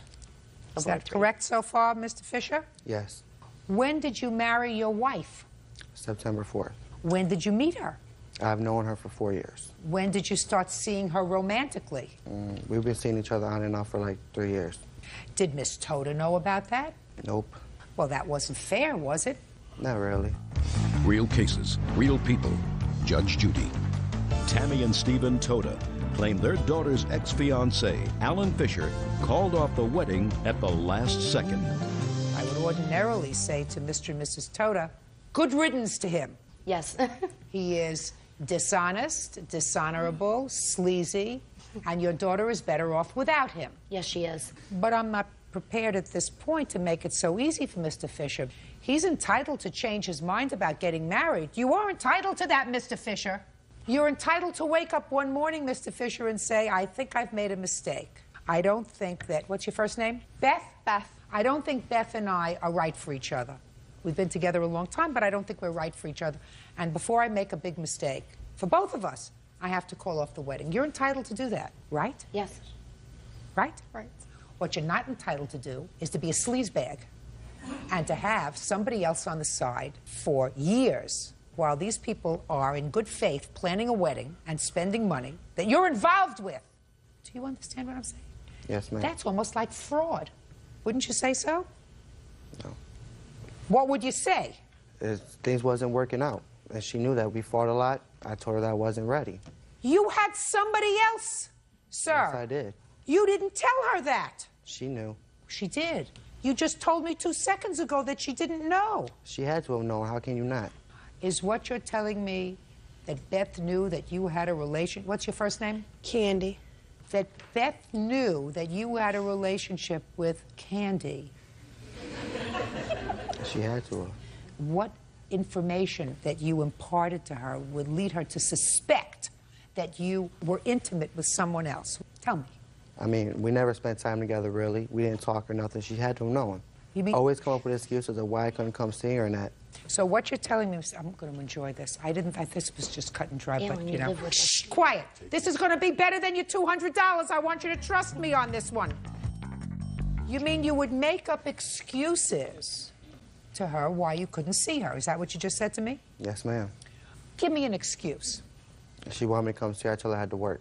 And when you said, I have to work, you had a job. When you Right. told her I have to work, you had a job at the time. Right. So what was it that you said that would lead her to suspect that you were lying? Nothing, really. Just told her that I had to work. Mr. and Mrs. Toda, you're not entitled to any money from him. You planned this wedding. He was not to participate in the cost of the wedding. So there's no basis for your lawsuit. But I want you to feel good about this, Beth, because you found out in time that the man that you were going to invest your life with had a bad character. Now, you can change a lot of things in this world. You can change your nose, you can change your hairstyle, you can change your hair color. The one thing that you can't change is if you have a bad character. He and Candy can deal with his character. Do you understand? Mm-hmm. Now, I'm going to look at you for a second. Do you see how easily he said he lied to Beth? Hmm? Yes. I'd watch my back if I were you. The case is dismissed, that's all. Parties are excused. You may step out. At least we found out, the truth now. But he lived with us for 1.5 years. I stayed with them for about a month and a half. We felt sorry for him. We took him in. I moved on. I want them to move on. Check everybody out. Check them out really good. 18-year-old student Larceda McIntosh is suing maintenance technician Alicia Sexton for assaulting her with a bottle. Alicia says Larceda was having an affair with her boyfriend. She is countersuing for vandalism to her car. Yes, this is case number 98 on the calendar in the matter of McIntosh versus Sexton.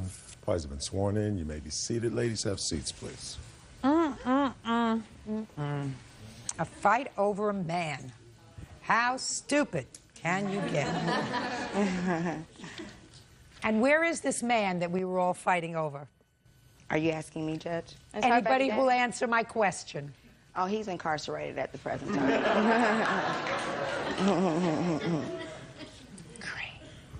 He's not really the reason why we're here, though. He was irrelevant to this. No, he's not irrelevant, but for the fact that each of you were related to him in some way by affection, you wouldn't be here. Is that right? Oh, I don't know what she had going with him, but I know he respected me. So I don't know exactly what she had going with him. All right, Ms. McIntosh, it's your claim that Ms. Sexton assaulted you. Yes. She assaulted you with a bottle. You were seriously injured. According to you, you wanted to pay for that. You were briefly involved with the defendant's boyfriend. You didn't know that he had a girlfriend, according to you. Yes. And anyway, somehow that escalated. You're going to tell me the story. Ms. Sexton said that she acted in self-defense, that you picked up a bottle first to hit her. She got the bottle out of your hand, and so she bopped you with the bottle. This was really a brawl. She says in her counterclaim that you damaged her car on 2 separate occasions, and that she wants you to pay for her legal fees that she spent in defending these assault charges. So that's your counterclaim. Yes, ma'am. Are you currently pregnant, Ms. Sexton? Yes, I am. And the father of this child is the person who is currently incarcerated? Yes, Your Honor. Do you have any other children with him? No, ma'am. Did you become pregnant after you found out that he was fooling around with an underage person? Well, actually, Just answer my question. That's either yes or no. Well, yes. Another testament to your good judgment. How old are you? 18. How old are you, Miss Sexton? I'm 27. You have children? No. Okay, Miss McIntosh, let's hear it. On August 18, 2002, I had my sister take me to a friend's house to retrieve a necklace I left over there. What time? It was like 2 o'clock in the morning. Go ahead. I must be living in another culture. So, as I was inside of the residence... What do you do for a living? I'm a student. What day of the week was August 18th? A Sunday. What do you do during the summer? Nothing. Why? Because I'm a student. I go to school right now. You were going to school in August of 2002? School hasn't started yet. So what were you doing? Nothing. Didn't you ever hear of working? Huh? Yes. That's what most 17-year-olds do during the summer when they're not in school. That keeps them out of trouble, so that they're not out at 2 o'clock in the morning going to retrieve a necklace. You're her friend? I'm her sister. Sister. I won't even ask what you were doing, because you're older than 18? Yes. So you were on your way to retrieve a necklace at 2 o'clock in the morning from a friend's house. And what happened? While I was inside of the residence, the defendant... Inside of what residence? My friend's house. Who's your friend? My boyfriend. Oh, so that's the boyfriend. Mm-hmm. So it wasn't a girlfriend's house you were going over to. Your sister was taking you over to your boyfriend's house to get a necklace that you had allegedly left there. Is that right? Yes. Who did he live with? His mother. Is she normal? Yes. What do you think some normal person would think of a young 17-year-old popping by at 2 o'clock in the morning? She was asleep. So what happened when you got there? While I was inside of the residence, the defendant, Alicia Sexton... Just a second. You were inside with the boyfriend? Yes. How long had you been there inside? Like 3 minutes. And where was your sister? Outside in a car waiting for me. Mm-hmm. Actually, Your Honor, that's not... I don't want to hear it yet. So you're inside with the boyfriend at his mother's house at 2 o'clock in the morning. And? And the defendant came in, Alicia Sexton walked in with my friend's little brother. She came in and she asked me what my name was. I replied, Sita, and she struck me upside the head with a bottle. I then fell, she got on top of me or whatever and started hitting me. My friend broke it up or whatever. You're talking in terms of this boyfriend? Yes. Who's in jail? Yes. He broke it up? Yes. Go ahead. As I ran outside, Alicia came after me. She had the bottle in her hand. She threw it at me, but it missed me. And then she got on top of me. When she slammed me, she got on top of me again. That's when my friend and my sister came over there, and they broke the fight up. My sister didn't rush me to emergency. I had 11 stitches. I got cut 2 different spots, 8 up here and 3 down here. I have pictures. Let me see.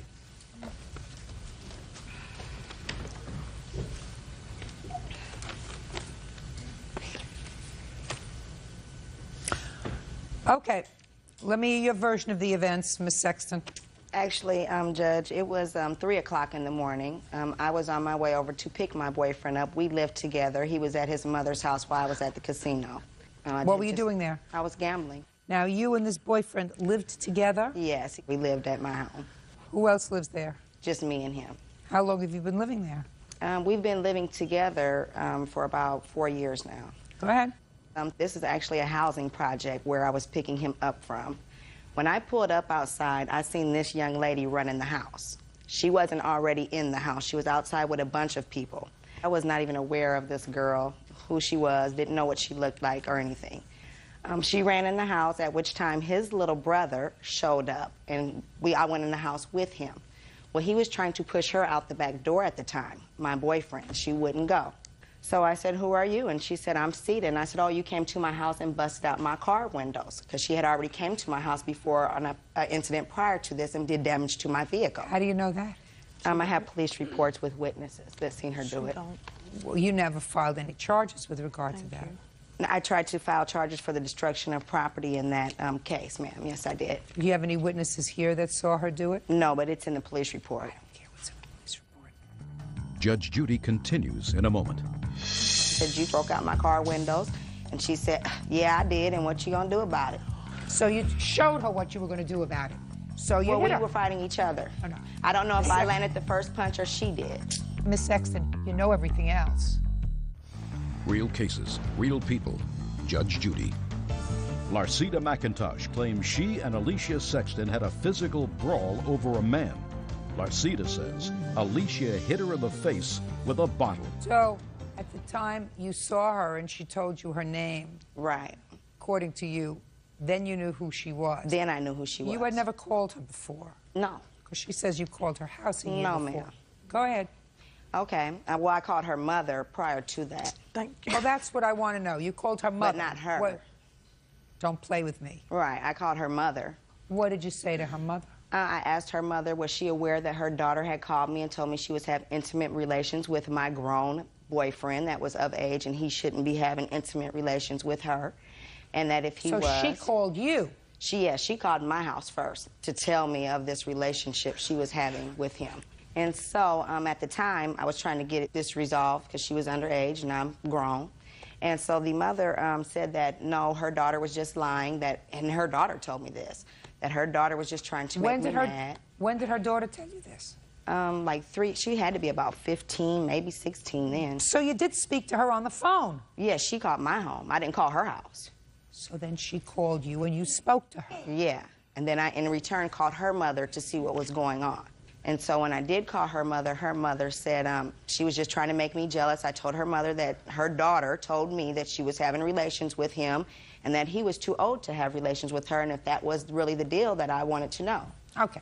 The boyfriend is trying to push her out the back door because you're coming in the front door, and what happened? Like I said, I was coming to where they were standing. She was standing right behind him. I asked her, who was she? I wasn't even aware of who this girl was at that time. Well, what did you say to her? I said, you came to my house and busted out my car windows, and she said, you know, real cocky or whatever, and she said, I'm Sita. And I said, oh, and we started a physical confrontation at that point. So before you asked who she was, you said to her, you came to my house and broke out my car windows. Right. So you knew who she was. No, Don't play. Miss Sexton, that's what you just said. I didn't know who she was by her looks. I just figured that was her because she made her appearance when I pulled up. Listen to me. You just said to me that when you walked into their house, you said to her, you broke out my car windows. After she said that she was Sita. No, that's not what you just told me 2 seconds ago. Well, that's what I meant to say. That's how it went. You knew who she was. Well, I kind of had an idea when she made herself present. Let's not play with each other. But I didn't know I don't who have she time. was. I'm speaking. Don't try to talk over me. Okay. Go ahead. And so at that time, we started a physical confrontation. Look at my eyes. What do you mean at that time we started a physical confrontation?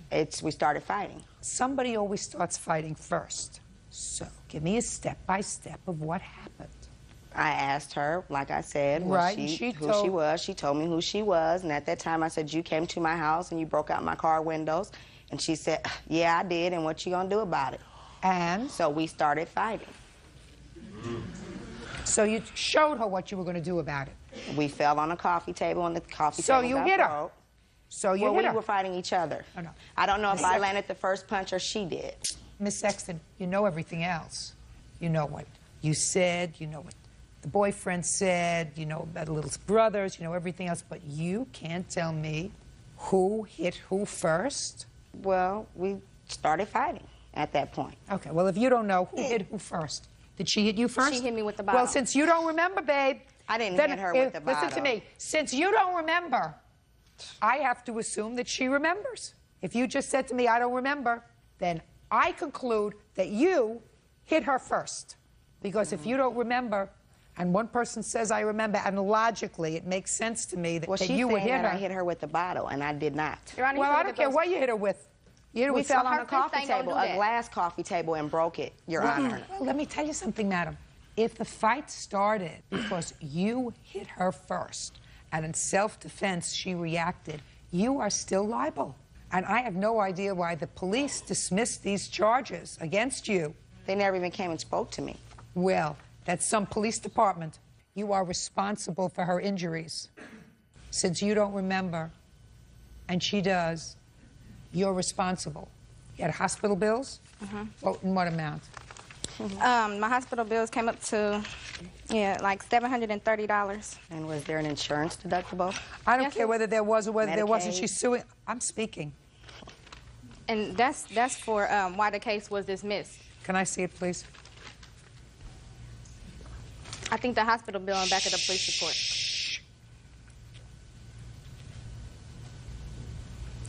Oh, it was dismissed on a speedy trial motion. Is that right? Yep. So the DA didn't move fast enough. Yes, that's correct. That was the only reason. They must be very busy in Douglas County, Nebraska.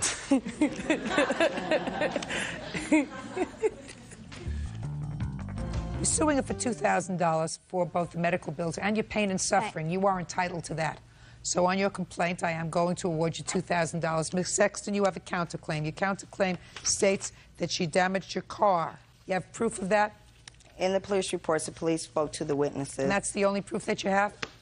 Well, and that I seen her actually bust my window out at one time. I don't believe that, because if you had seen her busting out your car window, then you would have put that in your answer and in your counterclaim. You chose not to do that, and even the person who you brought with you is shaking her head no. Isn't that right? Isn't that right?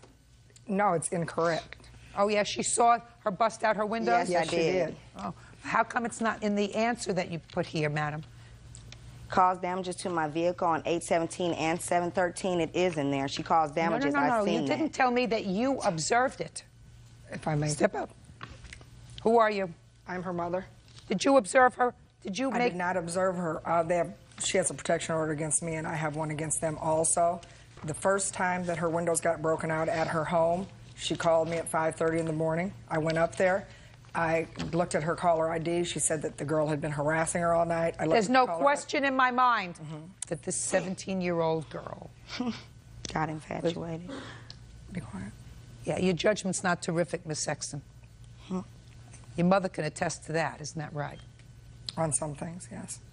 There's no question in my mind that this 17-year-old girl was strung along by this person currently incarcerated, soon to be a father. There's no question that she acted inappropriately for a 17-year-old or for a 27-year-old or for a 15-year-old. Your daughter is supposed to be older and smarter. And I called her parents, the 17-year-old's parents, at that time. Spoke to the father first. The father told me that she was out of control, that yes, she was out all night, that they didn't know where she was, that that's the type, that was the car she was. She's out of control. She was supposed to be on a curfew at the time, ma'am. Put yourself down. Well, anyway, I asked them, I said, well, can you do something with her? She can't keep coming up here, calling here, breaking out windows, causing all this damage. Something's going to happen, and one of them are going to end up getting hurt eventually. Later that day, her mother called my house, told me that I was going to bury my daughter with my other dead daughter. And I said, if anything happens to my daughter, your daughter's the one coming up here. So I went back and forth. What does this have to do with car windows? It just kept going back and forth. Listen to me. What does this have to do with car windows? The damage is excessive, and it kept doing it, and she kept coming to her home. My daughter never went to her home, never called her, anything. Listen to me. In all probability, she did it. Just give me proof. Well, the only proof I have is the witnesses that are in the police reports, ma'am. I can't use that, madam. Well, I did ask if I could bring notarized statements or anything. They said no. Right. So, No, you could bring witnesses. Well, these are older people that that own businesses and couldn't come. Then I can't help you. And then at the housing project that night, I the mother actually of the did defendant see told her. her, do not break out her windows because they were threatening to, and she saw her break it out. Tell me what you saw. I'm going to tell you what exactly happened. We had a confrontation in the house. At that time, we went outside, and she didn't rush to no hospital. We went outside and fought 3 more times before she left. Yes. To tell you the truth. She didn't rush to no hospital. Keep going. The first time that they broke it up, she went outside, and she was all mad and everything. So at that time, she was outside. She bust my window out with a baseball bat. Just don't give me a long explanation. I want you to look through the police report and you tell me if anywhere in the police report you told the police that you saw her with your eyes break out your car window. Take a moment and look through the police report. I already know and what let the your police mother report help you. says. Put I your know- hand down. I'm not interested in you. I know what the police report says. No. ma'am. I Listen did through it. no. In the police report, no, I didn't. The police never showed up that night. They never came. That's why I was Listen to me. unable to tell them that. At any place in the police report from the next day, 2 days later, 3 days later, because they add on to police reports, you know, when you make additional reports, any place, does it say that you told the police that you saw her break out your car window? No, it doesn't. Sorry, can't help you. Miss McIntosh, reluctantly, I am awarding you what you are requesting, which is $2,000, because you were, in fact, assaulted by Miss Sexton, and I believe that she threw the first punch. But I think that you probably were out of control, smitten with a loser who happens now to belong, at least temporarily, to Miss Sexton when he gets finished belonging to the state of Nebraska. Is your last name Sexton? No. What is your last name? Buckley. Miss Buckley, your daughter has made some serious errors in judgment. And I would hope that now that she's going to have a child, you try to inculcate into her some responsibility. That was his judgment.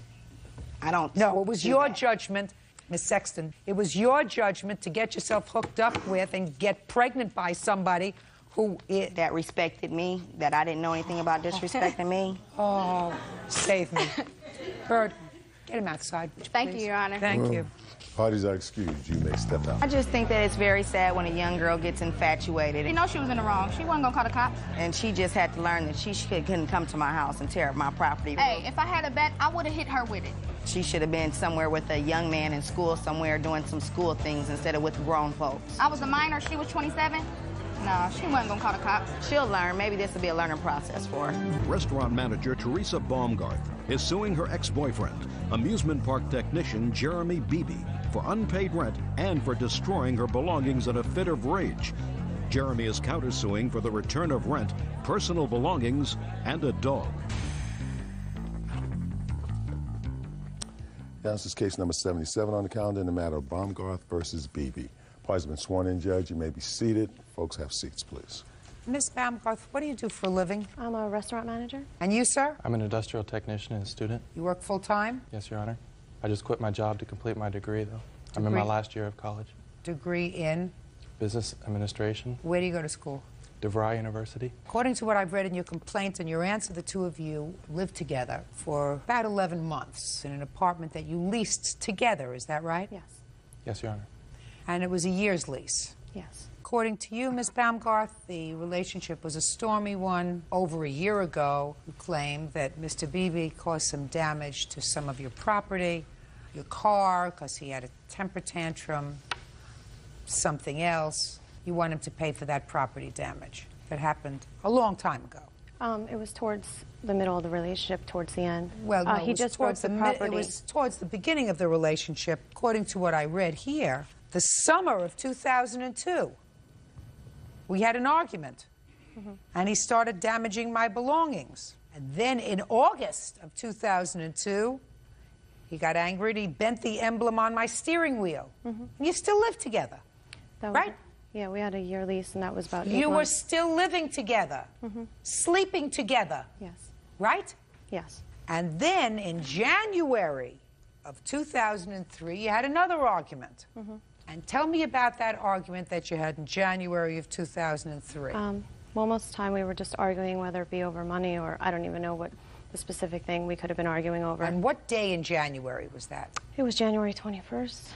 That was the day I had asked him to leave. And what happened during that argument? It got pretty heated.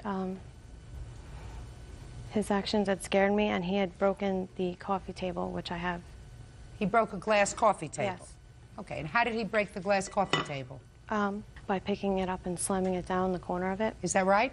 That's untrue, Your Honor. Well, how did you break the glass coffee table? What happened was the plaintiff and I were standing beside the coffee table, and as you know, the glass sits on the four corners of the table, and we had somehow pushed the glass aside, and in the middle of us arguing, I reached down. We were still arguing, talking. I reached down, I picked up the glass, I pulled it over to get it back into place, and I just dropped it down, and the corner broke off. You had to drop it pretty hard. Actually, I just let go of it, Your Honor. You certainly didn't place it on the coffee table. You know what That's I'm talking correct. about? That is correct. Right. And that happened during an argument. So that's what happened on January 21st? Yeah, I was on the other side of the table, and to get to me, he moved the table and broke it. But that's what happened on January 21st, and you told him to move? Yes, I asked him to leave that evening, or I would get authorities to make him leave that night. And then you changed the locks? No, I didn't change the locks. It was about after Valentine's Day. I had asked someone to take care of my dog overnight, and I had given them the key, and I had lost my key. January 21st, you asked him to leave, or you would call the police, and he left. So this is what your lawsuit is about. You want him to pay for the remainder of the lease, the month that was left on the lease. Yes, February's rent. And for the prior damage that he did, including the glass coffee table. Yes, and the car, which is a lease. And he said at the time, when we were arguing in the car, and he was speaking with a very violent tone to me at the time when he was punching the emblem on the Honda. I had gotten out of the car because I was scared. Then, you know, oh, I'm sorry, I won't do that again. That's why I kind of, we stayed together a little bit longer because, you know, if you didn't talk to me that way, Listen to me. Always Listen make to us. me. Not interested what happened in the summer of 2002. That's forgiven by your conduct. Well, he told me that when he did that, he was sorry and that he would fix it. I said, what are you doing? My car's a lease. I can't afford for you to just break it. He had told me when we were together, don't worry, baby, I'll take care of it. I'll fix it. I'll get it fixed. I broke it. I'll take care of it. Everything, when he broke something, he was going to take care of it. And then... And you stayed. And... Listen to me. Are you afraid of him? Are you afraid of him? He did intimidate me at times. Are you afraid of him now? No. Well, why aren't you afraid of him now? Because I'm not living with him anymore. If he has behavior that is irrational, why wouldn't you still be afraid of him? Because I'm not staying with him anymore. Okay. All right, now let me get to your counterclaim. Mr. Beebe, your counterclaim is that you kept your dog. Yes, Your Honor. Dog that she had given to you as a gift. Yes, Your Honor. And in addition to keeping your dog, you want her to reimburse you for the 10 days in rent. It says 10 days in rent. Yes, ma'am. That you paid for the month of January when she threw you out of the apartment. Yes, ma'am. She made me leave on the 21st, and I paid through the 31st. Okay, so that's your counterclaim. Along with some belongings. What belongings? A dresser, a Soloflex, the rent, and deposit. What deposit? We both split a $250 deposit when we initiated the lease. Is that right? No. That's with the pet deposit, $250, which I wrote the check. Okay, and he did not give me the money for the deposit because he said, oh, you'll get the money back. Judge Judy continues in a moment. January, February, March, April, May, June. I want you to tell me, sir, what took you so long to come to court to complain about your dog? Real cases, real people. Judge Judy. Teresa Baumgarth says ex-boyfriend Jeremy Beebe owes for smashing her coffee table and damaging her steering wheel. Jeremy claims she took his rat terrier. Okay, so you originally paid both the security deposit and the pet deposit. So show me checks. You should have checks for $500. Yes, I have those checks. I'd like to see them, please. Okay. Here's their copy of the ledger of every check I wrote. So it says the amount and what check I gave them. That's a lot of paperwork for that. But you're going to show me. Okay. Circled them. Security deposit, payments $300. What date did you start your lease? March 1st. I prorated for a couple weeks, I guess, to move in. So the and move-in what would date be did you easy. get the dog that we're talking about?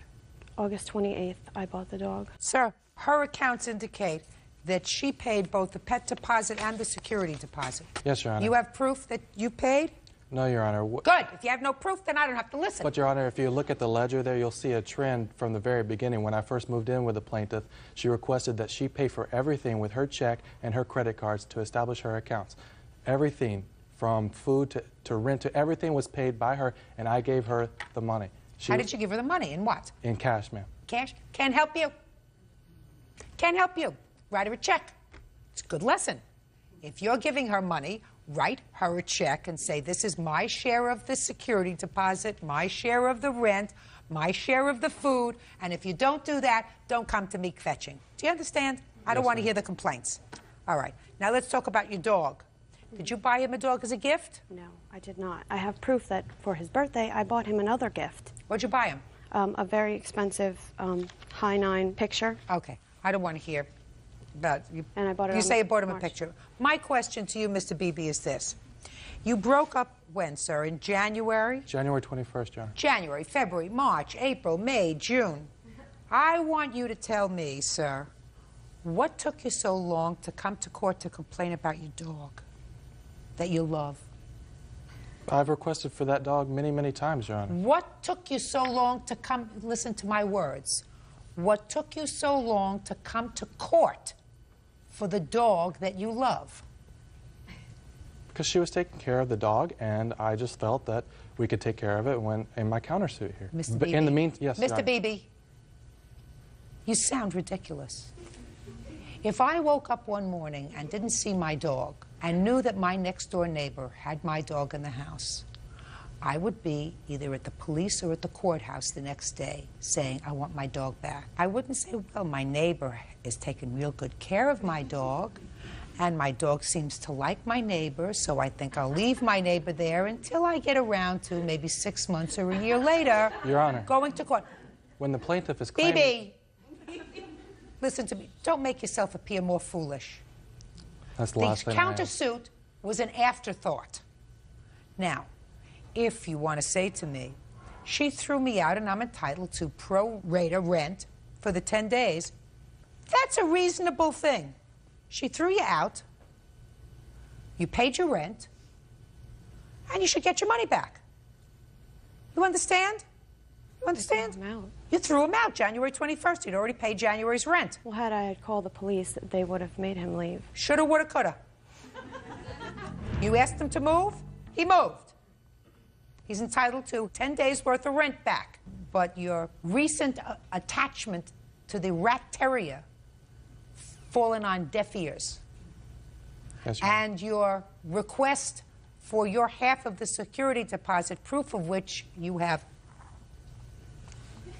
deaf ears. But you are entitled to 10 days' worth of rent. Now, And the 10 days' dresser, worth Your of rent comes to, according to you, $133. Is that right? Yes, Your Honor. Now, do you also, Miss Baumgarth, have his dresser and his sports equipment? No, I do not. Where is it? I could not move it, so I left it at the apartment place. I had asked the defendant and called him numerous times. When he moved out, I was at work. Like, he just took his clothes that night, and then about mid-February got a U-Haul and then moved the rest of his stuff. Okay, So in That's incorrect. do you have in a receipt for the mid-February, day? whenever it was, at some time after January 21st, did you come to the apartment and move some of your property? Yes, Your Honor. Two of the 3 times I came, I was not able to get into the apartment. I don't care, but one of the times you were able to get into the apartment. Yes, Your Honor. Good. And what property did you take with you? Everything but the dresser and the Soloflex. Why didn't you take those 2 things? Because the U-Haul was full. I got the biggest U-Haul. I couldn't fit nothing else. I made arrangements with her to come back and pick up the 2 other items. She would not let me in. She changed the locks, and I could not get into my own apartment. That was in? That was in the beginning of February, Your Honor. February, March, April, May, June. Shh. Do you live there anymore? I lived there till the end Do of you March. live there anymore? She doesn't live there anymore. The lease is over. Sir, Well, my belongings were left in her custody, Your Honor. that's your fault. Go to court. I am in court, Your Honor. No, you waited, sir, too long. What did you expect her to do with your belongings in March when she moved out, when the lease was up? Your Honor, I expected to pick them up at the beginning of February, like Then we you arranged. go to court or you go to the police station and say, I need a police escort to pick up my things. She let you into the apartment. You didn't get a big enough U-Haul. If they have U-Hauls, sir, that you can rent, that are big enough to move the Empire State Building. The fact that you chose to rent a little one is nobody's fault but your own. I rent the biggest one, Your Honor, the biggest one. No, sir. Listen to me. Impossible. They have vans that you can rent. Chose not to do it, fine. You're entitled to your rent back. You, madam, are entitled to this. You are entitled to the replacement for that glass. Now, you want to tell me how much you paid for that glass? I got an estimate for, I bought the coffee table, but to replace just the glass, I had an estimate. Just the glass? Yes. You want to just tell me what the estimate is? It's $240 plus $65 delivery charge. 240 plus 65, unless he wants to rent another U-Haul and bring it over. No. Equals 305. 305 minus 133, which would be your share of the rent that you would have otherwise been entitled to had you not had a hissy fit on her coffee table, equals $172. Case is over. Thank you, Your Honor. Ladies are excused. You may step out. I think she's angry.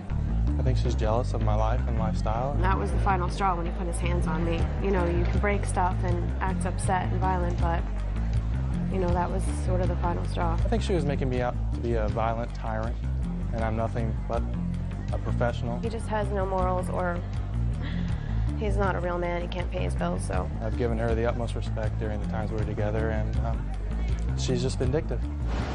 And now the next case. All parties in the matter of Dion versus Wilson. Step forward. 24-year-old. Alive. Gao Jichang was stunned and immediately frowned. There is no such thing. Our school only has a few bad students who cannot be disciplined, bad female students, love, smoke, fight, which school doesn't have them? But all the teachers in our school have good morals. Such a thing absolutely cannot happen. We also absolutely do not allow it. The second person they met was Fang Shenyu, a physics teacher and Zhang Shiyu's homeroom teacher, and Lu Huaixin's colleague. Fang Shenyu did not have his own office, so he met the two of them in a conference room. He was now 32 years old, tall and thin, wearing a gray hoodie and black sweatpants, wearing gold-rimmed glasses, fair and clean. At first glance, people would believe that he was a university student. Fang Shenyu took a paper cup and poured hot water for the two of them before sitting down, silent, the rims of his eyes red. You must have heard about Teacher Lu, right? Chen Pu asked. Fang Shenyu took a deep breath and calmly replied, I didn't expect him to. This is hard to believe. Yesterday, he was still normal. I don't think he would think too much. Police officer, please investigate thoroughly. What if he didn't commit suicide? After Chen Pu heard this, he put down his pen and said, Why do you think he didn't commit suicide? Did you find anything out of the ordinary? Fang Shenyu pushed up his glasses and said, I didn't find anything unusual. Life isn't a novel, and I'm not a talented and sharp detective. But I have the logical judgment of a normal person. It's not logical for him to commit suicide. Tell me. First, Teacher Lu is a very mentally strong person, and so am I, so we have a very good relationship. A mentally strong person who knows what he wants will never have the words suicide in his head. Early in the morning, Tran Pho asked Din Quoc Quang to submit a petition to the leaders of the police department, communicating with High School Number 29, requesting that the school cooperate with the investigation. However, the school's attitude was only reluctant. Although they were forced to agree to allow the police to enter the school to investigate, the school repeatedly emphasized that it must be discreet, must not affect the school, and must not cause any public opinion waves among parents and students. In general, High School Number 29 is only ranked as average compared to other high schools in the city. The rate of students passing the university entrance exam is average, and the quality of teachers and students entering the school is also only average. However, in a city famous for competitive education like Tuong Ton, passing the entrance exam to an ordinary high school is not easy, so High School Number 29 has a large number of teachers and students. Zhou Shen, a young 12th grade history teacher, was in charge of welcoming Chen Pu and Li Qinyao. Zhou Shen was about 25 or 26 years old, with an ordinary appearance and a gentle expression, except for her red eyes. After the two introduced themselves, the first thing Zhou Shen said was, "Teacher Lu, has he really passed away?" Zhou Shen burst into tears. "I live in a room on the 5th floor of the building opposite Mr. Lu's room. Yesterday, the police car came, and I heard from the neighbors that something had happened to Mr. Lu. Later, I stood on the floor and saw someone being carried out on a stretcher. I didn't dare go down to see. Everyone said that he had passed away." Police officer, what exactly happened? Mr. Lu was fine yesterday afternoon, why did he suddenly? Chen Pu said with a guilty voice, "I'm sorry, we can't reveal the specific details of the case. It's still under investigation, so we need the cooperation and support of the school." Zhou Sens nodded. Chen Pu glanced at Li Qinyao, who understood what he meant immediately, winking at him, causing Chen Pu to shiver. Li Qinyao took out a handkerchief and walked over, patting Zhou Sen's shoulder, then gently comforting her. Chen Pu walked behind the two, hearing Zhou Sen sobbing. She slowly stopped. She was still holding Li Qinyao's hand tightly, chatting with her, and whatever Li Qinyao asked, Zhou Sens answered. Chen Pu thought to himself, although Li Qinyao was being hypocritical, it was still useful. At least now he no longer had to awkwardly watch the female victim or her family cry endlessly, and rack his brains to think of words of comfort. According to Zhou Sen's arrangement, the first person they met was Mr. Gao Jichang, 43